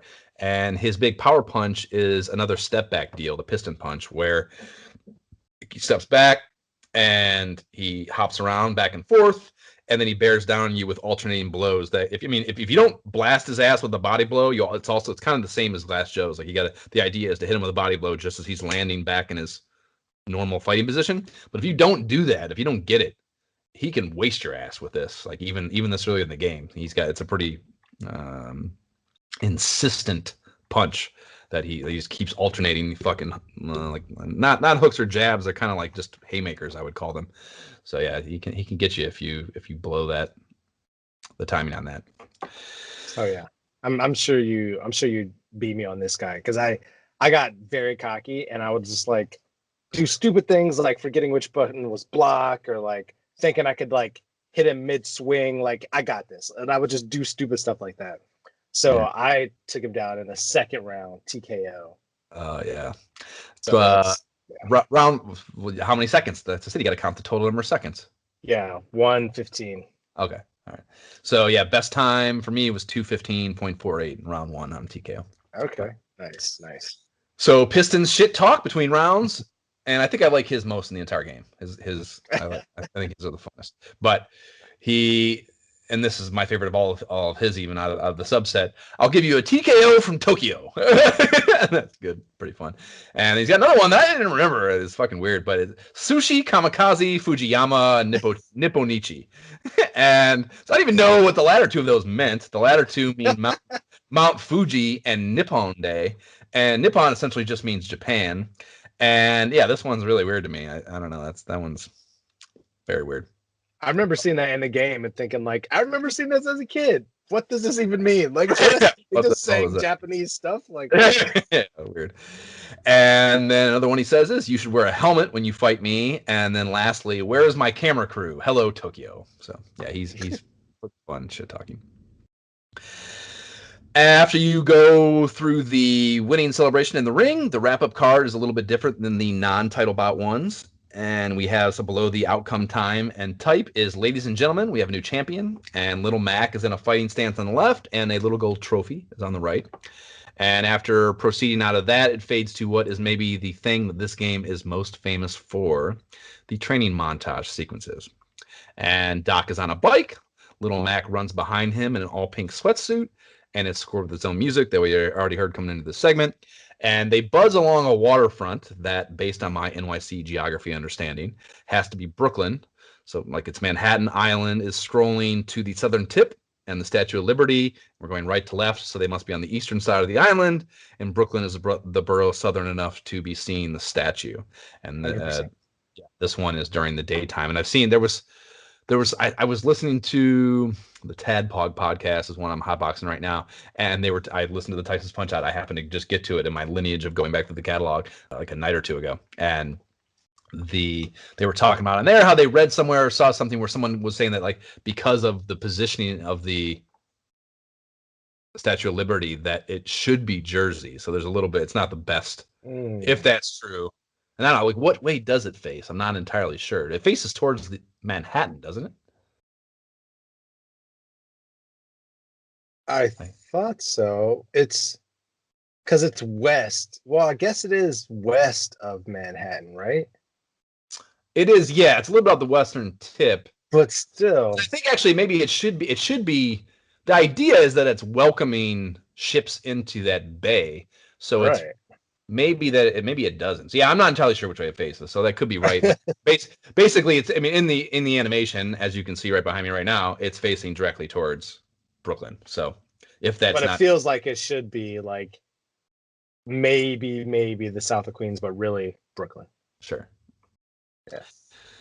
Yeah. So yeah, one of our, I think on Instagram, that DQ Slime pod, the Dragon Quest podcast I mentioned, that guy commented on when I posted this picture that he actually went to New York and like did this once as just like a fandom thing, and I was like, oh my god, I lived in New York for 13 years, and I never crossed my mind. I'm fucking pissed. That would be, really, really fun picture. So he went to a waterfront in Brooklyn and did it, so that's funny. So at the end of that sequence, you get your pass key, not password, and then it's on to the major circuit. And it is flat out ridiculous how much I enjoy these every single time, despite, again, the fact that I've been experiencing them for 30 years. Like, it's just, the music is fantastic. The animation is fantastic. The placement of them, what they mean, the going from circuit to circuit, just everything about it is just fucking great. So 100% agree. I think I went into my bedroom and just like sat and shut the door and just like played by myself and just like relished it for like hours. I was like, yes, it's so well done. So good. Such a good game. Especially at it's the Nintendo level and like early NES level. It's like, it's just, in so many ways, is so much further ahead than everything else available on NES at this time, Well, because it struck a balance between being unique and fun with good music, colorful characters. Like, it was like the mix of all that. And plus, at the end, you knew you had like this dude with this big cachet, like, can I climb that mountain, to top it off. Yeah. Apex Predator final boss for sure. So after that, we go into the major circuit, and Don Flamenco is first up here. He is ranked number 3. He's got a very long face. He is 22-3 with 9 KOs. He's from Madrid, Spain, age 23 and 152 pounds. And you're worth noting on the Little Max side, your from age weight stats are gone now, and they put minor title holder there. So, more importantly, the belts you have than your statistics. I think it's a fun change. And Don Flamenco does also have his own music, to which Flamenco dances out to spin a ring with a rose in his teeth before the fight. And I fucking hate this guy. Like, he's easily the character in the game that grinds my gears the most. Not fighting him, he's cake. That's why he bothers me. Like, he is, just don't like his attitude. I don't like his presentation. He just pisses me off. And yes, he's super easy. Even the latter one is comparatively very easy. So Yeah, I fucking hate this guy. So yeah, he's crazy easy to dust here this first time around. He's got his big power punch is this swooping uppercut that you can initiate pretty easily. You just throw him a head blow and he'll block that. He blocks everything. So it's accept this basically. So or accept this counter basically. So if you do that, he will give you this huge haymaker, this swooping haymaker that he does. And if you get hit by that, I think it drops your ass maybe. If not, it definitely does a lot of damage. But if you dodge it, then come back with alternating head blows, left, right, he will stay stunned until you burn through his entire stamina bar. So super fucking easy. And then if he gets up from that, he will give you another one of those punches right away. You don't have to prompt it. That's his first thing he does when he gets up from a knockdown. All you gotta do is dodge every time. Just take one out. You can do the same thing again. So yeah, however many times it talks, he's going down, or however many times it takes, rather, he's going down. And his shit talking stuff, he says, "Carmen, my love, I dance so sweet for you. Hey, Mr. Referee Mario, I like your hair. I'm a beautiful fighter. I have such style, and people like my hair. Don't mess my hair." Fuck down flamenco. So my best time was 38.61 seconds, a round 1 KO on the second knockdown. Oh, okay. All right. Look at you.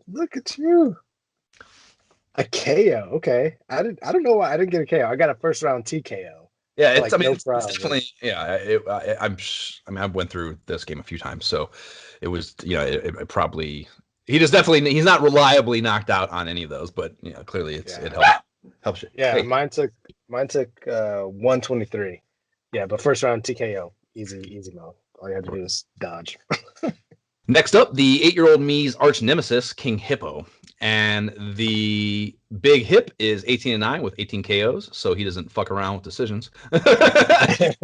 And he is from Hippo Island in the South Pacific, and I did some Googling. There is no Hippo Island in the South Pacific. So there is one, however, in Botswana in Southern Africa, and it's called the Hippo Island Okavango Delta is the formal name for it. And there's another one in Antarctica, which is really just a hippo-shaped mountain that juts up from the surrounding ice shelf. It is not an actual island in the traditional land surrounded by water sense, so... They made this place up, and it's the only one that's the case, I think. So that's interesting. And his age and weight are unknown, which is also the only character that is the case for. So I don't know. I wonder why they took so much creative license with him only. He also has his own music and hops his chubby ass out just in a ring, yelling with his mouth hanging open after it. So you cannot hit this fucking guy. Right? He blocks all punches, head, body, left, right, nothing, except when he'll do a couple bunny hops, and then he yells before he punches, and you can rock him in his kisser, and then his pants drop, and they reveal a Band-Aid or something on his belly. Like, I don't know explain to me exactly what's going on there. I don't know. But it reveals that. It's a Band-Aid, yeah. And you can drop a half dozen or so body blows on the Band-Aid before he gets his shit back together, and it actually takes just 4 of those. You got to get at him, and then he waddles back and slumps against the ropes with his eyes all goony goo goo, and he can't get up from that. So it's an automatic 10 count, first knockdown KO every time you get him. And that's not obvious. Even with that, I would say like that thing in the instruction manual is definitely just a hint. Like, it is not explicitly explained to you how to do it. So even with that information, it is not necessarily apparent how to get this fucker down. And yeah, if you his punches are absolutely brutal if they land them. So, or if he lands them rather. So like these huge overhead jabs down at you, and obviously the one where he yells is a little more amped up and does a little more damage. So yeah, I rented this game as a kid from Campus Video in Oberlin, Ohio. And the way they did things there was they had those plastic shell cases with these stickers on the inside cover that were like the incredibly abbreviated manuals. And most importantly, in that abbreviated manual, they omitted this tip about being able to knock down body blows if you can make him drop his guard. So without that, you don't have a fucking shot at beating this dude. So, dude, I couldn't beat him the entire time I had the rental. I put it. I would put that. I remember putting in that major circuit code so many goddamn times, and then you'd have to fucking knock out Flamenco's ass. And I didn't know that cheese for him at the time either. So you have to go through all the way through him and then just get knocked the fuck out yet again without even being able to land a punch on this fucking dude. And I remember just like crying out of anger alone in my parents' bedroom where the NES was hooked up. I was so fucking upset. Dude, I remember my cousin had the game, and I remember playing King Hippo so many times until I figured out what to do. Like, it was like, luckily figured it now, out? yeah, like I don't remember like all the details, but I did figure it out eventually. And then it was like, oh, there's freaking, like, I don't know if I found it to the power tip or like, I don't remember, but I know I figured it out because I obviously, eventually beat Mike Tyson. But yeah, I saw Nintendo Power much later. Like, it was a rental. I didn't have that. I didn't have any Nintendo Powers when I rented this game. So yeah, I found it much later. And when I just remember, I don't remember again like the exact moment of it, but I know it was like a mind-blowing revelation to me. Like, like I spent that entire weekend or whatever the rental period that I had it, just like at wit's end, and to read the relatively simple solution to that puzzle, was, I don't know, it was like the first time doing it on him is like just the world being lifted off your shoulders, just such an alleviation of frustration and accomplishment. Like, I figured it out. Like, oh my gosh, like that's all it took. You got it. Yeah, it's freaking nuts, man. That feeling was like the minute I saw him, I was like, oh, you and that Band-Aid. I hit you in the mouth, in the stomach. It's like, so yes, such a gatekeeper, I think, for probably so many children at the time. Man. Especially if you don't have this freaking tip like instruction manual, apparently. Yeah. And if you don't know it and you actually find yourself between rounds against him, he does some shit talking, and he either knocked you the fuck out before you saw it, or you dusted him off first usually. But if you do get there, he says, "Do you like my trunks? They are sized XXX large. Ha ha ha." The next one is ha ha ha. I am the king. Ha ha ha. And then another one is, I feel like eating after I win. Let's go to lunch. Ha ha ha. And lastly, I have my weakness, but I won't tell you. Ha ha ha. So he's very jovial. Despite all the yelling he does, he's a very jovial guy. So my best time against him was 1 minute and 4 even, 0.00, round 1 KO. Okay, I got 53 seconds. Really? Fuck you, Jay. Dude, like I said, I did it like, I forgot the pattern the very first time, and like it took longer, and I was mad at myself. And I came back and like, yeah, like that one was such, because it was one of those things that as a kid, it was so triumphant. I did it over and over and over, like just to satisfaction. Yeah. It is, it's your time, because you just, if you know what you're doing, it's pretty easy to dodge the punches, so it's not a matter of threat. But you have to wait until he gives you those opportunities. You can't generate. Can't anticipate and try. I know. I'm sure there is, like, speedrunners, I'm sure, have figured out the fucking exact math of getting him to just give you 4 quick ones in a row. But you have to wait, because he'll do just the normal punches in between. You have to wait through those to get the opportunities to actually hit his ass. So I'm sure. And if you stick him, if you like punch his face, he'll do that like, I don't know, that switch thing, and then he'll initiate again. So it's like, all right, here we go. Yeah. So yeah, it's like you just kind of have to wait, get the luck of the draw to have as few of the non-power punches as possible to help your time, So that's my excuse for having a longer time, Jay. So Great Tiger is on the docket after that, and he easily the meanest looking dude yet. His face is all snarled up, and he has a turban with a jewel on the front of it, and a tiger pelt hanging on the ring post behind him, an incredibly stereotypical Indian fashion, and he is 24 and 5 with a meager three KOs. He must fancy himself a real tactician, and he is from Bombay, India, age 29, 132 pounds. He does not have his own music cue, and he's the first guy where that is the case. And I wonder how those determinations were made. Like, it's the first 5 guys, and then Soda Popinski. So your best guess is always just limitations on the cart as far as shit goes, but why skip a bunch, and then maybe they just really like Soda Popinski's music. I don't know. And it is good. Soda Popinski's music is good, but I don't know. Like I just would be curious to know the story behind exactly how the decisions were made there. Yeah. So getting into his fighting style, that jewel on his turban tips you off about his jab, which you cannot preempt as far as I have found. And you just got to dodge that and then tag him with a oneer to the melon until he gives you his uppercut look, which is very similar to Von Kaiser's in that you can just body blow in the direction he's coming from with it and build up 3 quick stars and then put him on his ass with those, like dodge the uppercut, stun him, and then whack his ass. He does not go in one. You have to burn through him. And actually, like the best way, like I learned trying to maximize timing on him, I would learn to, like, normally you get the 3 stars historically as a child. I just get the 3 stars, burn through them, and knock them down. But that, because he doesn't get up and give you the uppercut look right away necessarily, or you'd have to build them back up. It's best to get those back out, like give him a couple uppercuts, build back up to 3 while he's doing the uppercut sequence in a real quick succession, and then knock him down. That way, when he gets up, you have 3 ready to go, and you can just knock him down real quickly. So I developed that tactic to get my best time with him. If you don't do that and you last until around 2:30 into the first round, he'll give you his special punch, the Tiger Punch.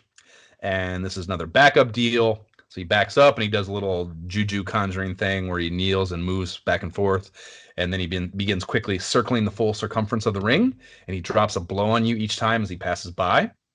And the thing with this is if you block 5 in a row, he stops stunned and you can just knock him down with 1 head blow. And if you don't do that, you're probably getting put on your ass as well, because he will this punch will hurt you. It'll just go until you get it right, So I remember that being a little frustrating as a child too, even if once I got past what's her name.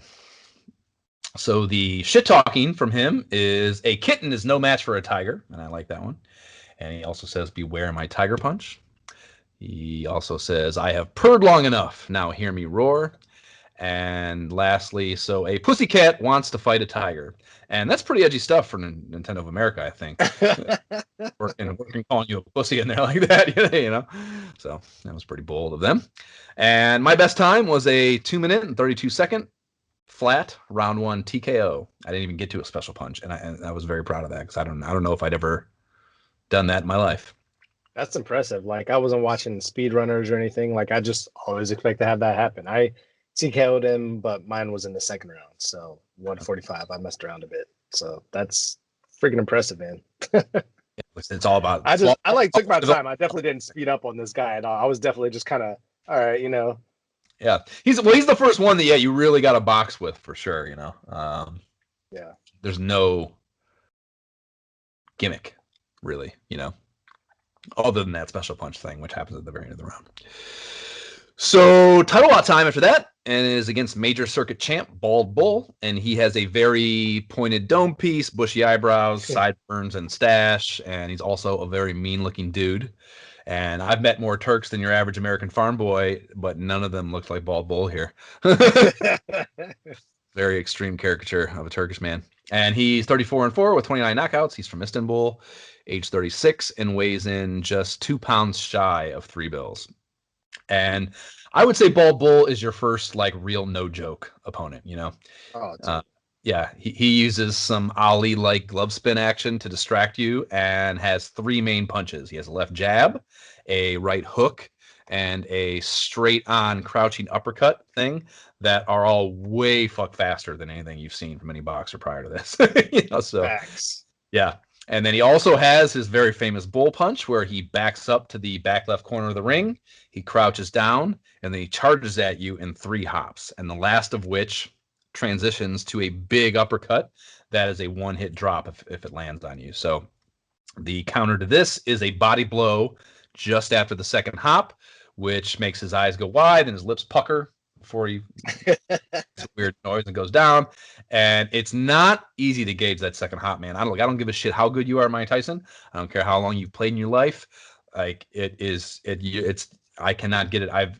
You don't get it every time. I just cannot, and it's, as I already mentioned, there's not a single time in my life where I did get it and I was not wildly satisfied and pleased that I did so. So, that's just incredibly good job by Takeda and whoever else worked on it. Like, it's just fucking such a good thing. A good video game thing. Dude, even seeing his face just like brought back that immediate feeling like, oh, I kind of like, that meme where you're like sitting back playing the game, and as soon as you see him, you set forward. That's kind of like how I was like, all right, Yeah. get your head in the game. Like, let me put the headset on, kids, leave me alone, let me focus. Yeah, I can get out of here. Yeah. Then if you dodge it and it doesn't get you, he'll just back up and do it again. So you have to. You're either one of you is going down here, or the round's ending. One of the three. So that's a very poignant thing. So after my best run, I got hit with 2 of those in the first round, or rather, on my best run, I got hit with 2 of those in the first, and I got his ass on both of those to get a TKO in the first, and that is not a normal thing for me at all. So that's how I dealt with him. And I would also say, worth pointing out with him, he milks the shit out of going down. So like, we haven't mentioned it yet, but I think there's some math behind the amount of time they stay down. And the longer they stay down, the more life they get back when they stand up. So he will rarely get up prior to an 8 count, and he's therefore deliberately maximizing the amount of time and then in turn the amount of life that he gets back on a knockdown, which is a fucker thing to do. And speaking of that, it's total fucking bullshit that Mario stops counting whenever they start to get up. So there's their getting up animation is a 2-step thing. Every boxer has like a midpoint where they like get off the mat a little bit, but they're still on their knees and elbows, and or at least on their knees or butt or whatever it is, and they're not actually up yet. And when little Mac goes down, you hit the, we haven't mentioned that either, but when you go down, you like have to alternate the buttons back and forth to get up. And the more winded you are, the more you've got your clock clean, the harder it is. And it says get up above him, and it's almost like the get up is in the way. It's more frequently there when you're too tired to get up. And he keeps counting while your sprite is in view and not all the way up. Because like when you go down, you're all the way off screen. As you hit the buttons, he'll like come up into screen a little bit, and it's fucked up that they keep counting while you're at the middle stages of getting up, but they don't for them. So some hometown shit that the instruction manual mentioned, I guess. But very frustrating. Like, he's like, oh, you're getting up? Wait, or you're staying down? Right. And the ones, the boxers that are capable of staying down, that are a little on the more difficult side, it's like, it's very like, there's again a good serotonin delivery medium in the design of this, where you are like on edge, like, no, because they can get up on that mid thing and then go back down. So like you have that moment where you're like, oh, stay down, you mother. And I knew with Bob Bull that he was just going to mess with me and do that, and so I was just like, I don't believe you. I was just sitting there waiting, like I knew you were trying to just I don't think you can KO Bob Bull. I don't think it's possible. I don't recall ever doing it. So my best time was a 2 minute and 34 seconds, 0.61, 1 TKO. Nice. I was also shocked with a round 1 TKO, but mine was 250. So I had 10 seconds left. I was like, he hit me with 1 too, and I was like, damn it. I wasn't sure if I was going to make it out of the round. I have one of my Tyson video where I was about, I was on the second, or going into the third knockdown, third round. Like I hadn't beat him yet via TKO, and like he like didn't give me anything. He just stood there like a fucking bitch for like the last 10 seconds. He didn't fucking do anything for me to counter, and the clock ran out on me, and he had just like a little bit of life left on the third knockdown. I was like, I went off. I was like, well, you bitch, like you're such a bitch. Like I can't believe you just stood there like that, you bitch. I was defensively just like, I'm just gonna try to last. Like, you bitch. Oh, that is such a bitch move. Especially because I had them. I mean, not that that theoretically they don't know how many points you have and how that's going to transfer to the decision, because the way it works is each boxer has like a number of points you have to get to win via decision. Each boxer has a specific. I wondered how that worked. Yeah. So like Tyson is $5,000. So if you can get $5,000 against Tyson, you're and just make it to the end, you win by decision.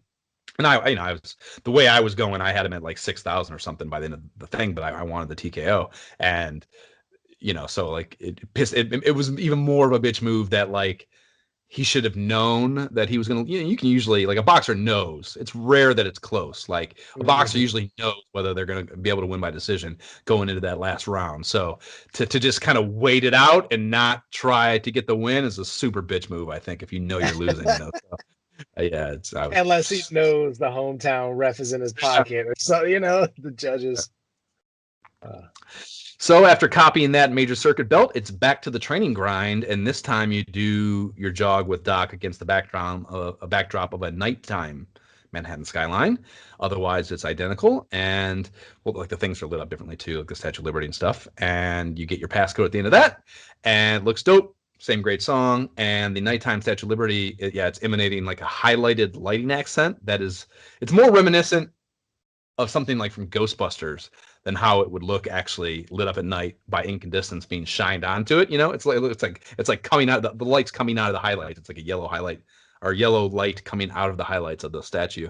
And clearly, it's just limitations on the fucking Nintendo pixel stuff. But it reminded me of Ghostbusters for some reason. I wanted to mention that. So after these messages, we'll be right back.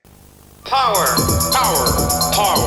Now you are playing with Power. Punch-Out by Nintendo. 11 world-class contenders. Take them down with your controller, beat them all, and you've got a shot at Tyson's title. Power. But for that, you've got to beat Mike Tyson. Mike Tyson's Punch-Out from Nintendo.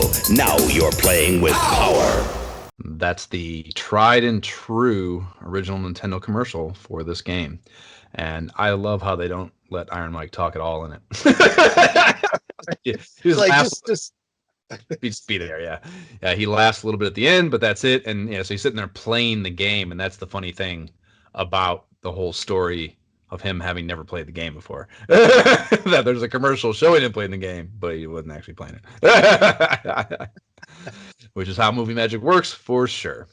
Yep. And that is bringing us into the world circuit of Mike Tyson's Punch-Out on the Nintendo Entertainment System. And heading into that circuit, you get the first repeat matchup with the second instance of Piston Honda, who is ranked at number 5. And never have noticed this before playing for the pod here, but his record is now 26-2, 18 KOs, and he was 26-1 in the minor circuit title bout. So the loss to Little Measy here was tallied, but he hasn't had any fight otherwise. And I don't know, I don't know enough about boxing to really know whether this is asinine or not. Like, logic would suggest his presence here is higher up in the overall rankings.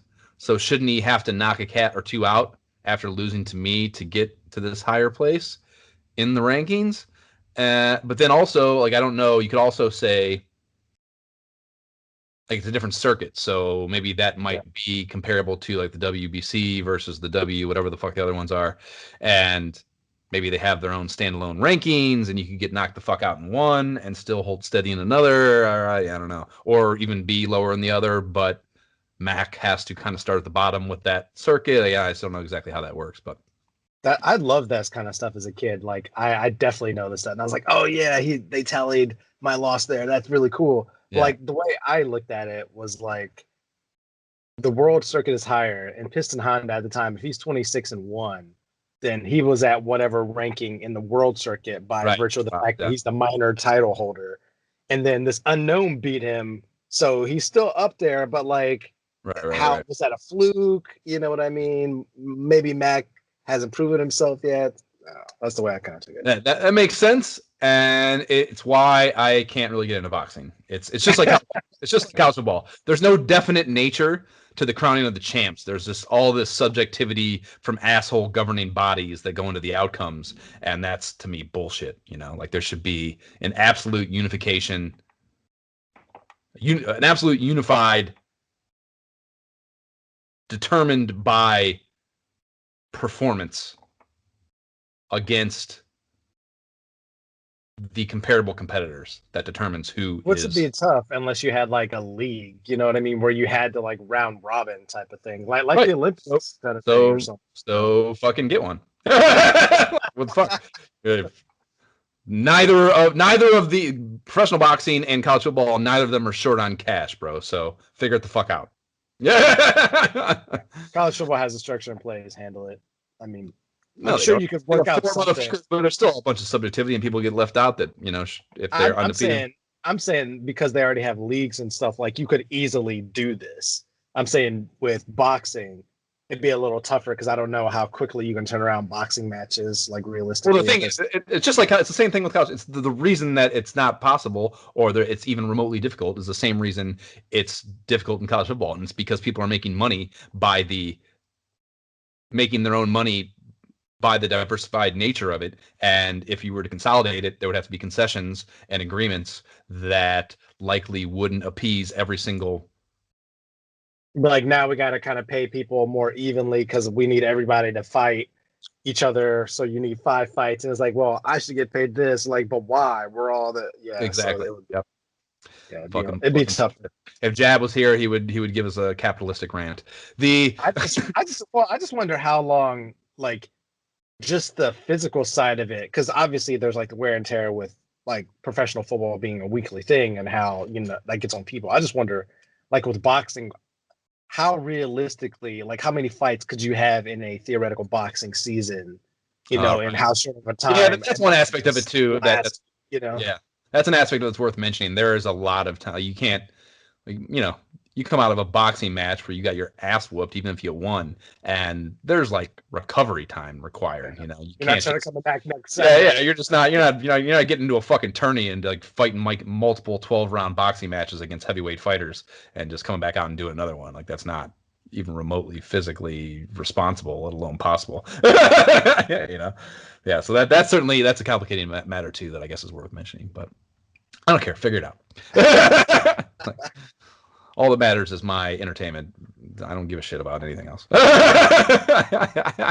So our boy P Honda definitely mixed his shit up for the second fight. His jab is now 3 in quick succession instead of just the 1. And it's still tipped off by the eyebrow tick, but he'll do 3 in a row. And his normal uppercut is now much faster, both into and coming out of the crouch. And he's added a second uppercut where he goes into the crouch and stays in it, and he wiggles back and forth real quickly a few times before unloading it.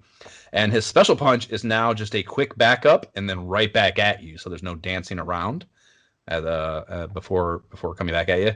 And you can still get his ass with the body blow on the return approach, but I'd say you need to be way more precise on the timing because of the speedier nature of it. And yeah, it's much more difficult to land this time around than the first. Yeah, and one. Go ahead. So go ahead. I was going to say this whole circuit to me was just like I just forgot the order. I forgot how many people that you had to repeat. Like I remember there were some, but then it was like you went through it far fewer times in your life than you've blown through the first one. So yeah, exactly. And I'm like, what is happening? I forgot his pattern. So yeah, man. I was kind of pissed off at myself, but I was just like, whatever. I don't even want to care. I'll fight this freaking guy again. He's much harder this time for sure. The one upside to him, I will say, is he will stay down every time if you catch him with the body blow on the piston punch. He'll stay down for a KO. So that's one aspect that's good about him. So with the shit talking, both him and Flamenco both have a new piece of dialogue for just the world circuit. So I think that's kind of fun. So his new piece of dialogue, he'll still say all the other things too from the first time, but he'll also say something new here. And that is, I still remember our first fight. Now I'm going to pay you back. Banzai! And that's also pretty fun. That. Yeah. Again, he's just probably the funnest character shit talking was. So my best time against him was 1 minute even 0.99, a round 1 KO on the first knockdown. And that was obviously with his piston punch. What about you, Jay? Nice. Like I said, mine was much more disappointing second round, but TKO in 149. So it just, took me longer. Didn't remember his pattern, screwed around, and got pissed off and just beat him and then just moved on. So it goes. So Popinski is ranked number 4, and he is a big, bald Russian cat that's legit binge drinking right there in the ring. He's holding a bottle that I think reads Pop on the side. And yeah, right, buddy. He's 33-2 with 24 KOs. He's from Moscow, USSR. A little Cold War action there, baby. And he is age 35, 237 pounds. And as I mentioned earlier, he does have his own music. The only World Circuit dude with that honor. And he walks out, he puts his hands on his hips, and he laughs at you to kick the fight off. And that's a very prick move. Yeah. So he's got a really quick right jab, a lightning fast uppercut from either hand, though I would say the left is a little more frequent. And I just, as I mentioned, like I could not fucking move fast enough in my old age to not get clobbered by these uppercuts, dude. And his special punch is actually probably the easiest thing to defend because he does this. There's a sound cue before it and a little foot dance that he does before a succession of 3 right jabs. So that's probably the easiest aspect of his offensive set, you know. And well, his shit talking first. After you lose, we'll drink to your health. Ha ha ha. I can't drive, so I'm gonna walk all over you. I drink to prepare for a fight. Tonight, I'm very prepared, and that's good. That's a fun joke. And I'm gonna make you feel punch drunk. And would you like some punch to drink? Ha ha ha. So he's got 5. And yeah, man, I still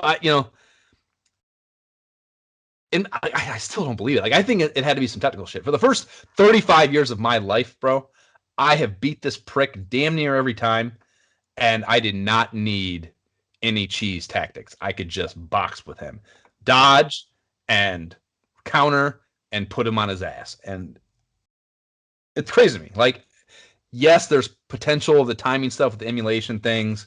And I think that is a very true thing that even on OG hardware, you're dealing with not a CRT. It's a little weird.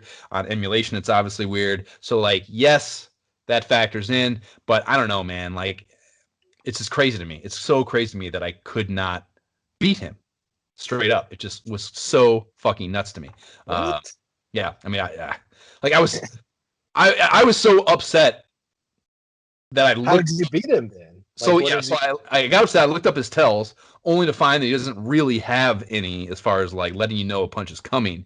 But he does have a thing where what I read was that you could duck when he goes down for his uppercuts, and that would freeze him in his crouch. And you can body blow him on that, and it gets you a star. And basically, that is the way to defend that lightning fast thing, you know. But like I read that, and I'm like, we talked about it earlier already, like the ducking thing. Like I'm not fucking like I can't get out of the way with 1 button. How the fuck do you think I'm doing 2 before I get my clock clean? Like there's no way that's gonna work. So I read that, and I was just kind of like, well, that's fucking useless. There's no way, you know. And I swear to God, my life, dude, I had never done it before. So like I was like, I know I don't need that. I've beat this guy a million times. I didn't need that. So that coupled with what my perceived difficulty of accomplishing it was, I was just like, I just kept going and going and going. And that's when I moved over to my laptop to stream. Yeah. So, you know, I was just under the impression that like, this was the video game version of man shit. Like you just gotta get good. You know, you gotta sit and practice, get good.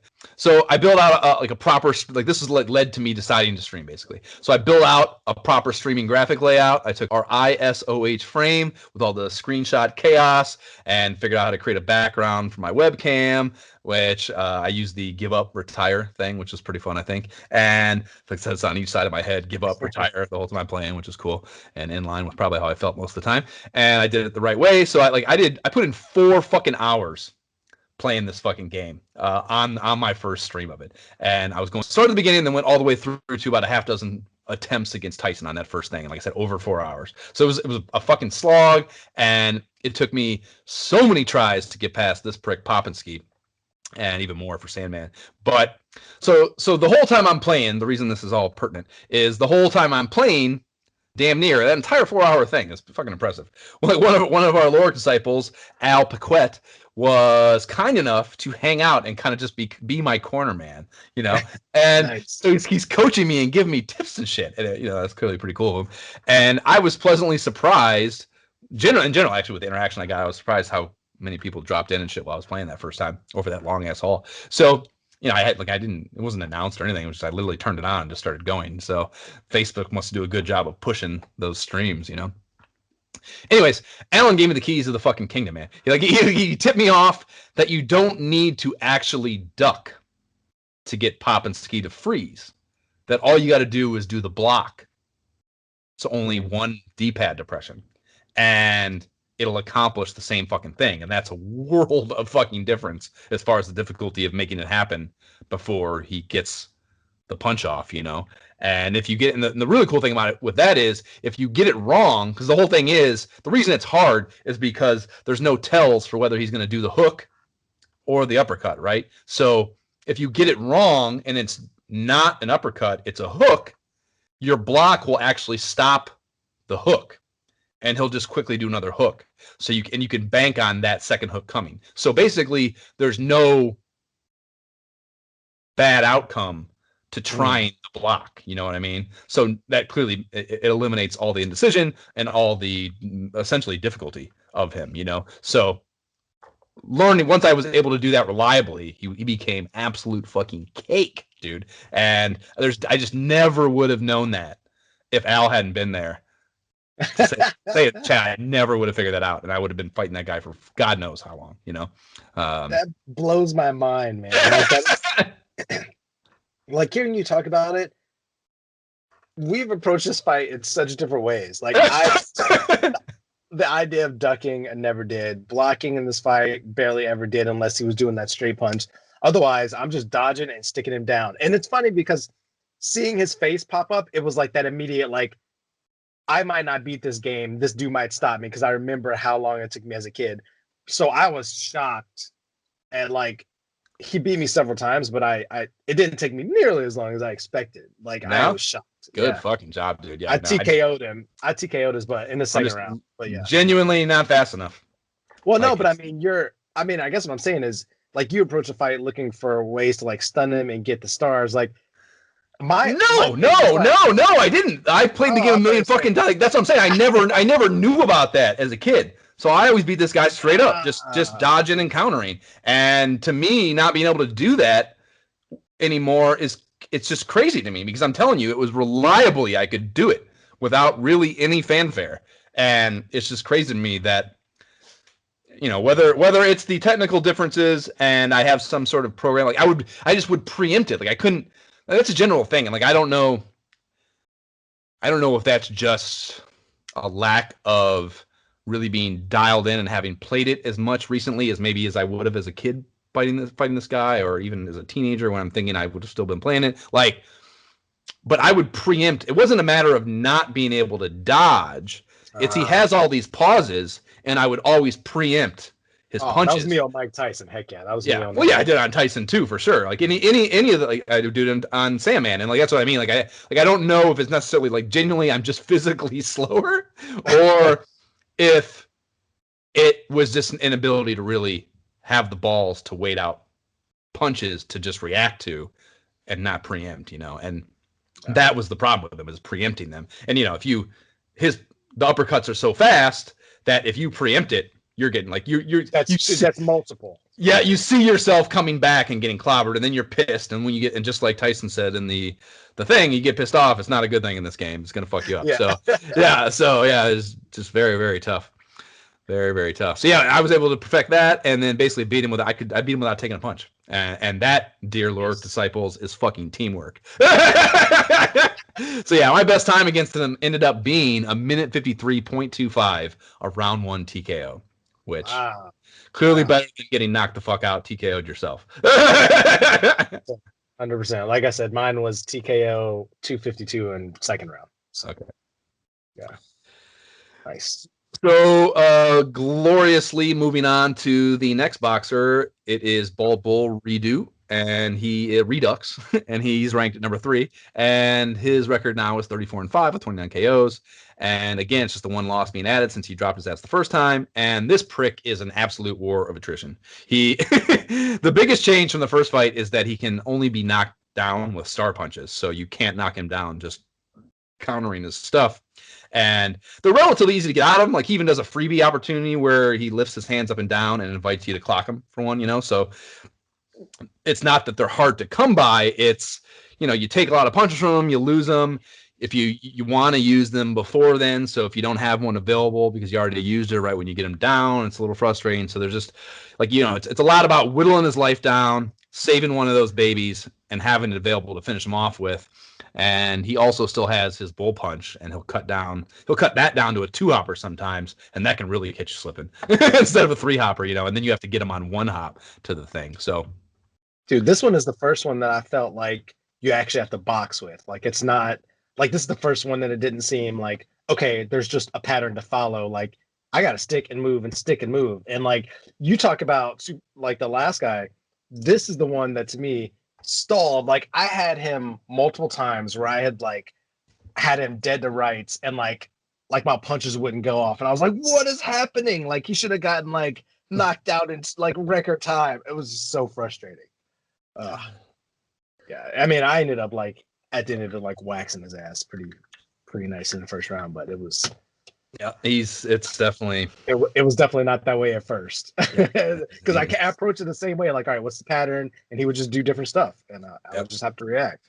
Yep, he's tough. Yeah, I mean, that's kind of like, I have a theory that there is this oscillation in difficulty intentionally presented by the developers, where we have this Bald Bull's a high, Don Flamenco is a low, Don Flamenco 2 is a low, and then Sandman is another high, Super Macho Man's a low, Tyson high again. I feel there's like an intentional effort to give you a breather so you don't fucking break the cartridge.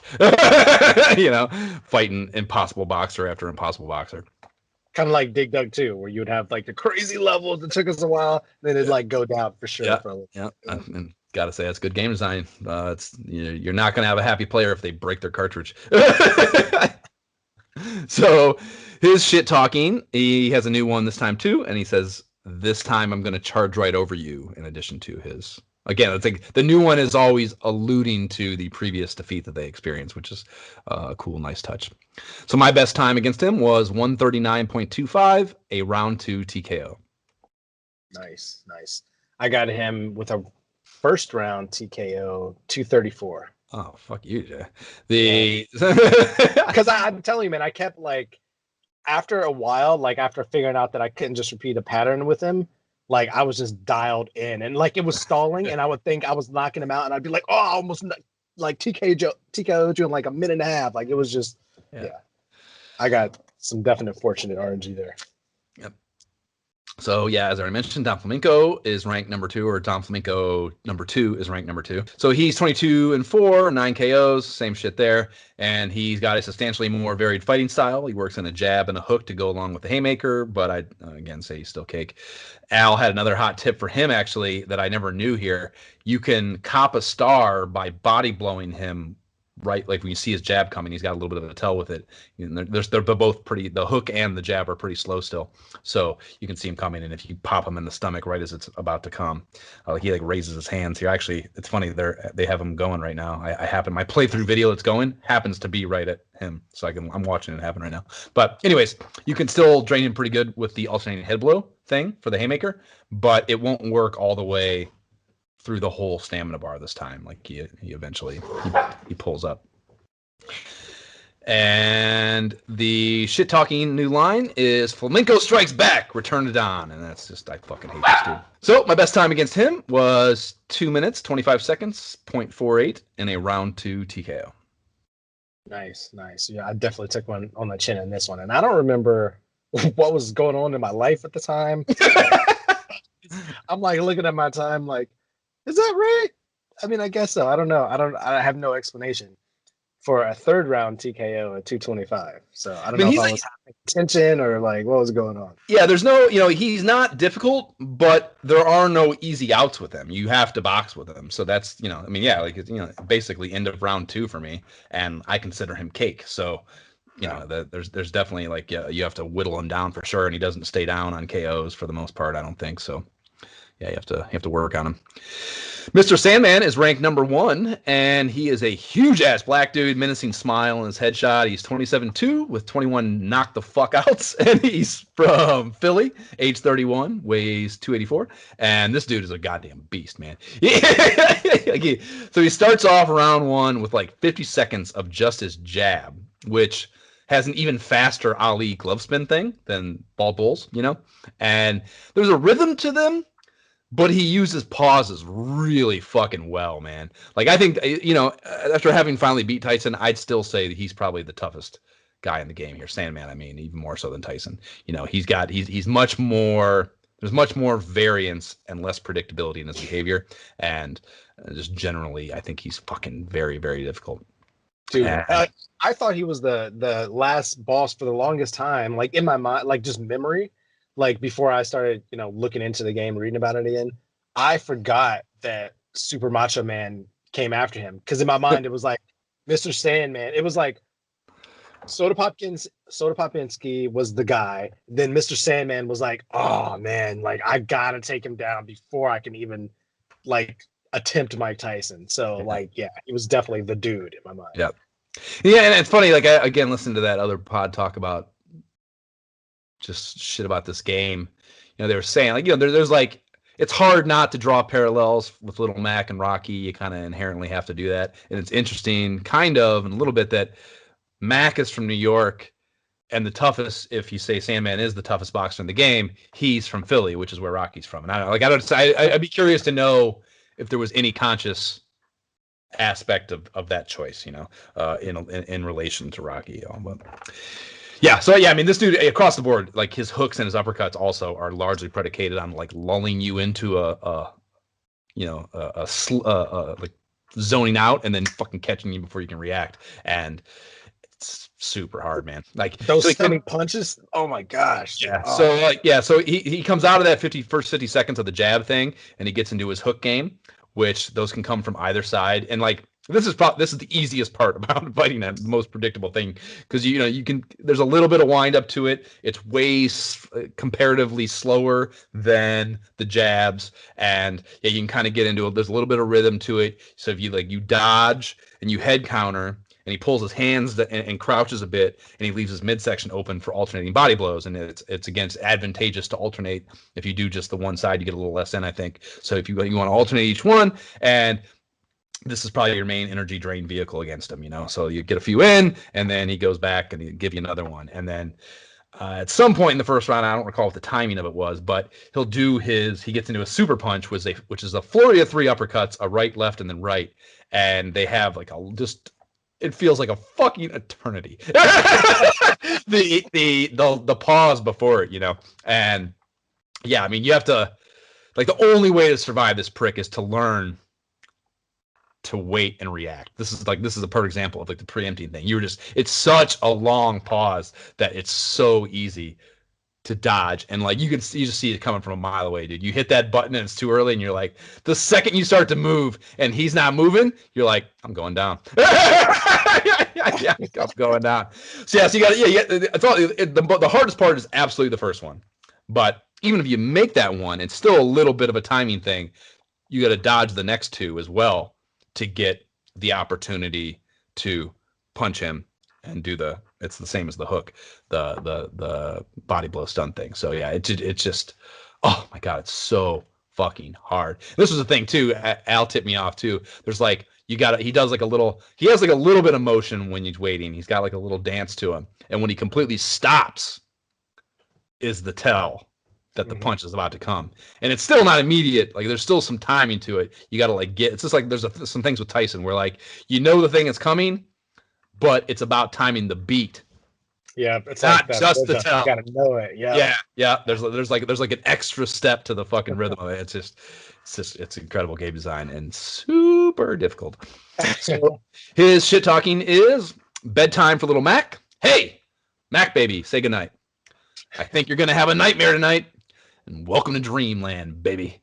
So I save scum my ass off on him to finally get through it. After probably an hour of cursing at my laptop on the stream. And even then, my best time was 2 minutes, 57 seconds, 0.48 on a round 3 TKO. Wow. He almost stopped you. Like, no. Yeah, so yeah, right down to the wire for sure. Well, like I said, I didn't even know, like, I didn't even save scum really until I got to Mike Tyson, since I didn't know, apparently I don't know how to work the simulator. So I was starting the fight every time. But I finally took him down at 238 in round 2. Damn. TKO. Good job, man. Yeah, he's just whew, brutal. And it was on that fight where I got join the Nintendo Fun Club from my corner. That's a good corner work from fucking Doc. Great. Apparently I had the match in hand, and he was just, we're talking video games. We're just bullshit now. So the World Circuit Champ is Super Macho Man, and he is a massive dildo. He is a white dude, slick back hair. He's got like one of those huge ass chins in his headshot, you know, the really fucking dimpled ones. And he is undefeated. He's 35-0 with 29 KOs. He's from Hollywood, California, fittingly. That's right. And he is 27 years old, and he weighs 242. And yeah, man, he is just like, after fucking Sandman, he is just a huge step down in difficulty. And yeah, I think that's all about the idea of just ebbs and flows. He was definitely a step down. I definitely, there were times when I would just knock him down multiple times in round 1. Like, he didn't even hit me a single time. Yeah. Like in multiple playthroughs in round 1. It's the same as Soda Popinski's in design, but it's a hair slower and so much easier to cope with. How are you undefeated, dude? Like, who are you avoiding? Right, yeah. Sandman must not have quite got the chance to fucking knock you out yet, because he would definitely drop your ass. So he has this quick right hook that's kind of tough to avoid. He thankfully does a little damage when he lands it. His uppercuts are deep crouch, just like Popinski's, but way easier to deal with. And then he has a number of spin punches that are kind of tough. There's like they all have a nice little pause beforehand, and you know, I'd say the first one is probably the toughest to avoid, like just the quick one, you know. But he like winds up easier. Yeah, for sure.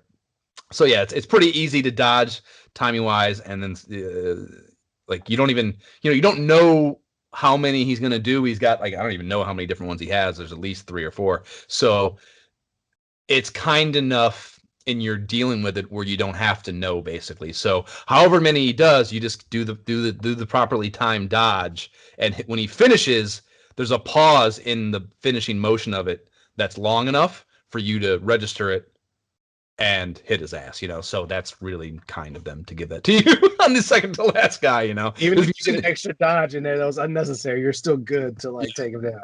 For sure. So his shit talking goes as such: I don't smoke, but tonight I'm gonna smoke you, which I kind of like that one actually. And I work on my tan harder than I'll have to work on you. My body is just so totally cool. My super spin punch is totally tough. So they're doing their best to work in that totally tubular Hollywood vibe there with all the totallys. Yeah. My best time was a minute and 21.82 and a round 3 TKO. Nice. I got him at 210.61. I don't know why I wrote down the the details there. Wow. Second round TKO. Fuck you.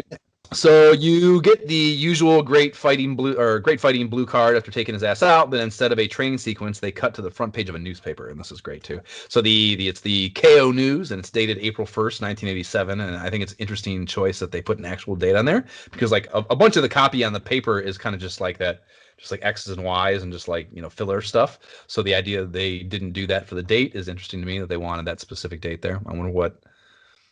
I mean, that's it's like that's 6 months and some change before the release date, October 18th. And they, back then you just wouldn't have known an exact date that it was going to hit the shelves, so you wouldn't be trying to time anything to that, So I'd be curious to know what that is. Maybe I'll add that to my Howie interview list of things I want to ask Howard when we nail him down. Dude, yes. So there's a pic of Little Mac with the belt on. He's got his hands in the air, and then the copy next to it reads, "New champ. Last night we found a small but great champ. His name is Little Mac. Push start for the dream fight, and then over on the bottom there's where I lost my belt, Macho in the bottom left there, and it's like where in quotation marks, and the next line says I lost my belt, Macho." And There's another thing on the right-hand side that says, "Daddy, come home, I found a key," and that's where your password is. So that's, again, just weird shit they're doing here with this. That's kind of fun. And I actually photoshopped a pic of my severe case of Nintendo thumb that followed that 4-hour play session on my first screen, or screenshot rather, our first stream. And I photoshopped that on there. Yeah, so it's like instead of little Mac, it's my thumb, with the fucking it's still fucked up. My thumb still isn't right, dude. Like this did some work on me this week, putting this time in. So yeah, I photoshopped that and made a pretty fun little fucking thing for our socials, and it's also in the key art that I kind of like. And the title fight blue card is a little different too. It reads "The Dream Fight" in big font, and then ladies and gentlemen, Kid Dynamite Mike Tyson reads below that. So that brings us to the Dream Bout, and this is against Kid Dynamite Mike Tyson, and it's a pretty damn recent headshot of the man, the myth at the time, I would say. Or decent, I should say, not recent. And the gap in his front teeth is probably a little exaggerated, but that's a small gripe considering the tools with which this was created, I think. And he is 31-0 with 27 KOs. He's from Catskill, New York, age 21, and weighs 220. So yeah, that's interesting, actually. Reading that stuff about, well, I guess this is when he signed the deal, when they did the development of the game and developed his character and put this stuff in, and was obviously later than that, so I guess it makes sense. But he became champion at age 20, and they did a licensing deal before that. So his age here, 21, that's all very interesting, that it's like... Maybe they just advanced, like, okay, this is going to happen, therefore... Sure. They were right, clearly. Yeah, mildly interesting. His pre-bell fanfare is non-existent. He didn't say or do shit. He just wants to get to the boxing and the knock the fuck outing. Like there's no fucking posturing bullshit at all. He's just like, let's fucking go, and that's appropriate because he is ready to knock your ass out. So the first minute and a half of this fight is about as unforgiving as video game shit comes, I think. Yeah. He is doing these lightning fast uppercuts. They come from either side. There is a brief flash of his sprite, so it has a tell, but I mean, but it doesn't flash every single time either. No, I'm not sure exactly what the difference is. I don't know. I tried for about a half hour at the end of that first stream, and I never made it out of this wasteland of the fight. So yeah, I completely gave up on offense. I decided to just dodge. I wasn't even like, because you can do, if you dodge it, you can, and you're quick enough, you can get in a head pop or two. But to me, it just fucks with the timing, and this is all about timing to me. So even later when I would TKO him and actually get the decision before that, it was I did not even try offense in the first round, basically, or at least this part of it. That's so crazy to me. I will say I do not remember this time around being so excited because I actually knocked him down in the first round, like pulled off first round knockdown. That's impressive. Because I remember as a kid, always like the whole focus was like, just don't get knocked out. Like at first, like that's all you can do, survive. But like this time I was like, no, like I'm getting in all two of those headshots every single time this dude hits. So like, that's why I would tell you, like I would get him to half health so many times, and then you get TKO'd because I wasn't, getting out of the way quick enough. But like pulling off that first round knockdown was just like, I can do it. Yeah. Like I'm going to do this eventually, So yeah, I was not accomplishing nearly as much in my first round stuff. So my second stream play, I broke out the fucking graphing calculator and started doing some science. I was like, this is a puzzle game. I know it's a puzzle game. I need to learn how to solve the puzzle. So I sat down with a fucking piece of paper and a fucking pen and started just learning what the sequence was, right? So the uppercuts come in flurries, and there's maybe 2 quick beats between each of the flurries. So I started tracking the number of punches in each flurry, so I was less dependent on reaction and could be more predictive, right? So it took probably an hour of just getting knocked the fuck out nonstop, but I mapped it out. So it's 4-3-6, 3-3, 6-1, and if that's dependent on you, if you get knocked down, it fucks up, and I don't know what the fuck happens then. So if you get knocked down, that goes out the window. But if you don't get knocked down, and there were, again, even after I learned it, so much of what he does is dependent on subtle timing things of your dodges and stuff. So I'm not saying it works every single time, but it was pretty fucking dependable. So yeah, and like even within those, like, so the first one is there's 4 in that first flurry, right? And he does the first one, and between most of the punches in each flurry, I would say it's this 1 beat. But between the first and second punch of the first flurry, there's maybe a 1.5 beat.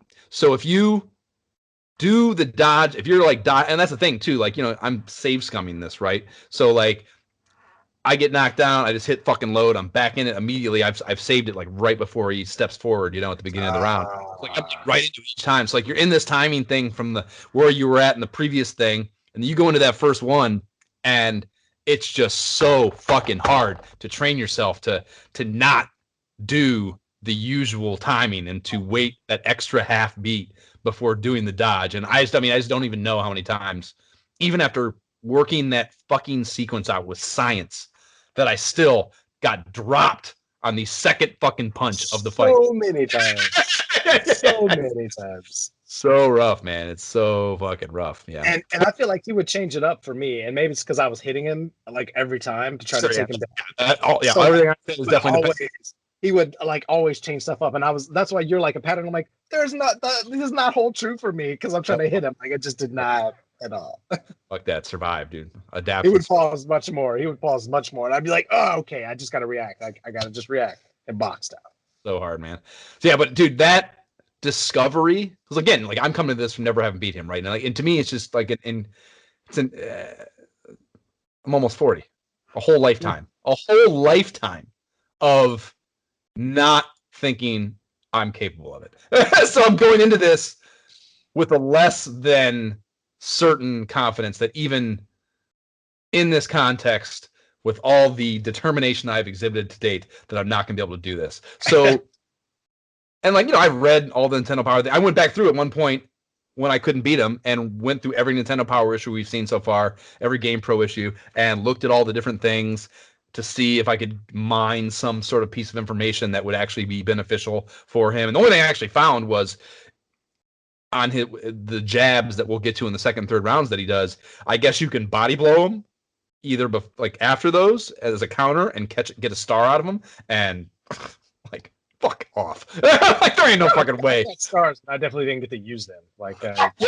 Me as well. But I never got them from the body blows. What you doing, dude?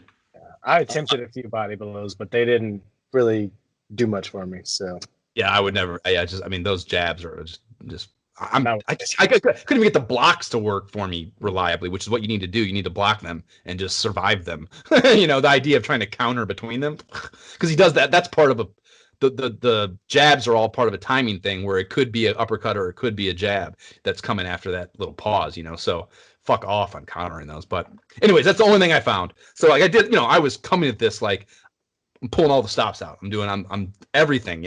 So when the discovery to me that there was dependable math beneath that opening sequence, it was just like, it was just revolutionary for me. Like, it just it requires apex predator reflexes, and it that is a big part of the speed and reaction stuff. But being able to cerebrally solve part of it was just such a satisfying thing, and B, it gave me so much hope, that it could be broken down in numbers and it could be dissected that way. Because my expectation was going into that plan that I was going to find out, like, nope, just got to figure it out, bro. Sorry. This was an impossible task as a kid. Like this, like, I remember, like, there was definitely a part of me that was like, I haven't done this in so long. And I remember the first, like, I don't remember the feeling of beating Mike Tyson. I remember being excited, but I remember feeling it being impossible for so long before that. So I was like, am I going to beat him this time? I'm not even sure. I thought for sure. I was concerned that it was going to be last night, and I was going to be like, you going to make it, Josh? Do we need to push off the podcast? Yeah, I saw you. I wasn't sure either. Like, based on what you were talking, it sounded like you hadn't. And then I saw the post that you put on the page last night. So, nice. Yeah, man. So the remaining minute 30 of round one is all hooks, and they come from either hand, and they're preceded by a wink. That's kind of nice. But even these, like, you have to learn. It's not like any other punch in the game. The timing between tell, dodge, and reaction. Like you basically have to, like you need to be dodging on the wink, and like you're coming back before his punch. You're coming back as his punch is reaching its thing. So like misses multiple times. Yes. So You to do the counter correctly, you have to be, I mean, it's just nanoseconds that you're coming back. And if you're a beat earlier, you're getting whacked, So very, very frustrating rather. And you can get a couple headshots in after each one if you time it right. And these are also the only dependable that I found anyways, stuns for uppercuts. If you can actually maintain keeping a star, the one punch on these is what you got to wait to, and then you can fucking uppercut him and actually get him with one. But yeah, if you tried uppercut off his uppercuts, oh, you're done. Like I tried stunning him 1, 2, and 3 times, and none of them would hold. He would just fucking clobber your ass. No matter what I did, I was like, ah. That fucking sucks for sure. But the relative level of difficulty here versus the first 90 seconds of the fight, like it's just so different to me. Like didn't pass that first 90 seconds. Like, all right, let's box now. Let's go. Box. Yeah, agreed. So going into the second round, he works in a jab at the start of that, and this gets mixed in with his dynamite uppercut. But thankfully, the dynamite uppercuts no longer dust you in one blow. They do take nice damage, but you can survive them without going down at least. And I mean, that's really the second round is pretty much just a lot of that, just the jabs and the uppercuts. So not a lot to say there. I think I was able to get a couple uppercuts in. I think I came out of it, and because I would end up safe staying at the start of the third because I just couldn't take the emotional turmoil of fucking living through having to deal with those first 2 rounds. And in my opinion, anyways, yes, I know a speedrunner or a very an excellent player will tell you otherwise, but to me, you're not TKOing this guy anywhere in the third round. So just let's get to the third round with a clean slate and let's fucking try it from here, So I think I had 2,700 points maybe coming into the third round on the safe state. I ended up locking in, and the third round is very much just boxing, and it boxing and just getting good, like getting good, learning shit, and yeah, I mean those first 2 rounds are a lot more about gimmicks, and this third round is just fighting Mike Tyson, and that's obviously a lot more enjoyable than the other bullshit. So this is where getting into this and really where it becomes just about read and react kind of stuff. This is where I really I thought maybe it was fucking with me early on, but you're getting knocked out in one punch and you're pissed off the whole time, so you're not really sizing it up. But here, having more opportunities to dodge and come back, your dodge against him does not fucking return as reliably as every other fight in this game. It's ridiculously suspicious how often my comeback would not work and I could not get back in time to counter a punch that I had timed the dodge on perfectly. You know what I mean? I am absolutely certain that there is something in the code that fucks with, slows you down. Yeah, 100%. Not necessarily slows you down, but just, I mean, it does slow you down, I guess. But that, I don't know, your hitbox of sorts on the comeback must be a frame or 2 less, Oh yeah, you dodge and come back and you do your hit and nothing he's able to block. Or yeah, if you don't come back with the quick thing against him, you're not even getting to trying to punch. You're probably getting hit on the next punch because your timing is way fucked up, So yeah, it's not necessarily. I mean, sometimes yes, it would be. You just can't the hooks in particular. You get back and your hook's coming at him and he's blocking his face. But if you do it, if you fuck that up on a dynamite punch flurry, you're probably getting clobbered, So yeah, just crazy frustrating thing about this fight. So yeah, you're definitely going through some round changes here. So let's talk about Mike's shit talking. He says, "Hey, is this kid a joke? Where's the real challenger? They say I can't lose. I say you can't win. You think the speed of your fingers can match the strength of my fists?" And I like to break into the fourth wall on that one. It's pretty good. Yeah. And then he says, "Your experience doesn't match mine. Go home and practice. And lastly, if I knock you down, don't get up." And the words are capitalized like it says "get up" above you on the in fight, and I think that's funny. I like that. Touch. So yeah, dude, it took copious amounts of saves coming. I ended up, like I said, just saving the beginning of the third round. So I would eventually win via decision. Maybe on that last stream, it was funny. It might have been the first time, actually, the first play once I streamed after having done the research, and I practiced a little bit out of, and I was like, okay, let's do this and let's really tackle this. I think it was the 4th stream that I did of this game, and it was amazing. Like, I don't know, you can see it in the video, like it happens, and like I'm just like, it doesn't matter to me. I was wondering if I saw that. I was like, did he just win and like immediately save state, and like did he not see that? Like I was confused. It was amazing to me how unsatisfying winning via decision was. I was like, yeah, fuck that. He's got to go down. Ain't no way, man.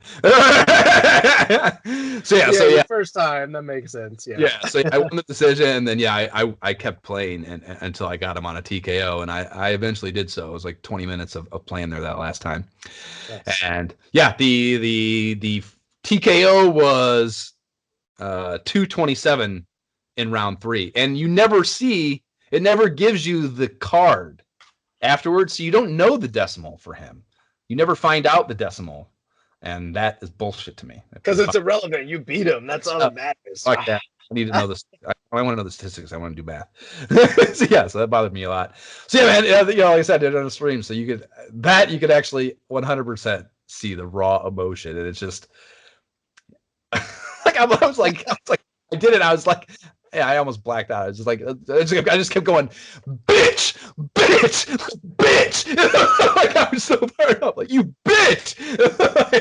Fucking. I was so pleased to do it. It was fucking great. Yeah, I mean that was, dude. Like I said, I played this game a million times, 35 years of my life, probably close to, and had never beat him. So that was just, when I thought of what I wanted to get out of all the time we put into this podcast, that is probably, like, I don't know if we'll have anything happen or we'll do anything, I'll learn anything, or I'll have a moment that was bigger to me and more satisfying than that. That's always been my white whale. And dude, and like I thought I had that line ready to go, that I wouldn't beat him after the second, third streams, and it's just like, it's not gonna happen. It's impossible. There's no way. It's not gonna happen, and this will just always be my white whale, and I'll just have to accept that. Like I just will never. This will evade me. I'll just go to my grave without ever having done this. So clearly, that not being the case is as satisfying as things can come, I think, in my opinion, for this Shiat. So yeah, what was your? Dude, that's amazing. So mine is TKO, right? You said. What's that? You got a TKO, right? I did not get a TKO. I beat him frustratingly beat him by decision. There were multiple times. So, I don't know how this kept happening. I would knock him down once in the first round. And again, I told you, until the very last couple times, I was starting over from the beginning every time. And I was like, oh my gosh, the beginning of the fight. So I would knock him down once in the first round, twice in the second round, twice in the third round, and like mess up and get TKO'd. And that kept happening. And I was just, so I did it in that pattern only. I finally did it, and he didn't knock me down the entire fight, but I didn't TKO him either. Yeah, but it was clear. But like you could see in between rounds, there was nothing. My face was intact, and so like Doc was like, I don't think you're getting emotional satisfaction from that. Oh, dude, incredibly small thing. That's such a. So when I beat him by decision, I was like, take that. I was like, I'm done. I was like, I've TKO'd you before. You're not robbing me. Like, I've whooped your butt every time. You haven't knocked me down. I'm done. Yeah. So. That's great. Good job, game dudes. So it cuts from the ring to Mike's headshot and some text on a black card after you beat him, and Mac does his little thing. Says, great fighting. You were tough, Mac. I've never seen such finger speed before. So again, breaking the fourth wall on that. That's fun. Yeah. And it then does a slideshow of each boxer's headshot in their order of appearance before cutting to a blue card with Mac, gloves up. I think I'm not sure if it's the same thing that's on the trophy screens after winning the first two circuits, but something close to that. He's boxing and his gloves are up, and he has your record below, followed by the end. And I mean, I did all that saves coming, so it doesn't really matter, but my record was 14-1. And yeah, man, we fucking did it. Mike Tyson's Punch-Out. Solid. So, and you conquered the beast. He is defeated. Yeah, so in the least drama-filled King Lorik's Blessing segment ever, let's get to that.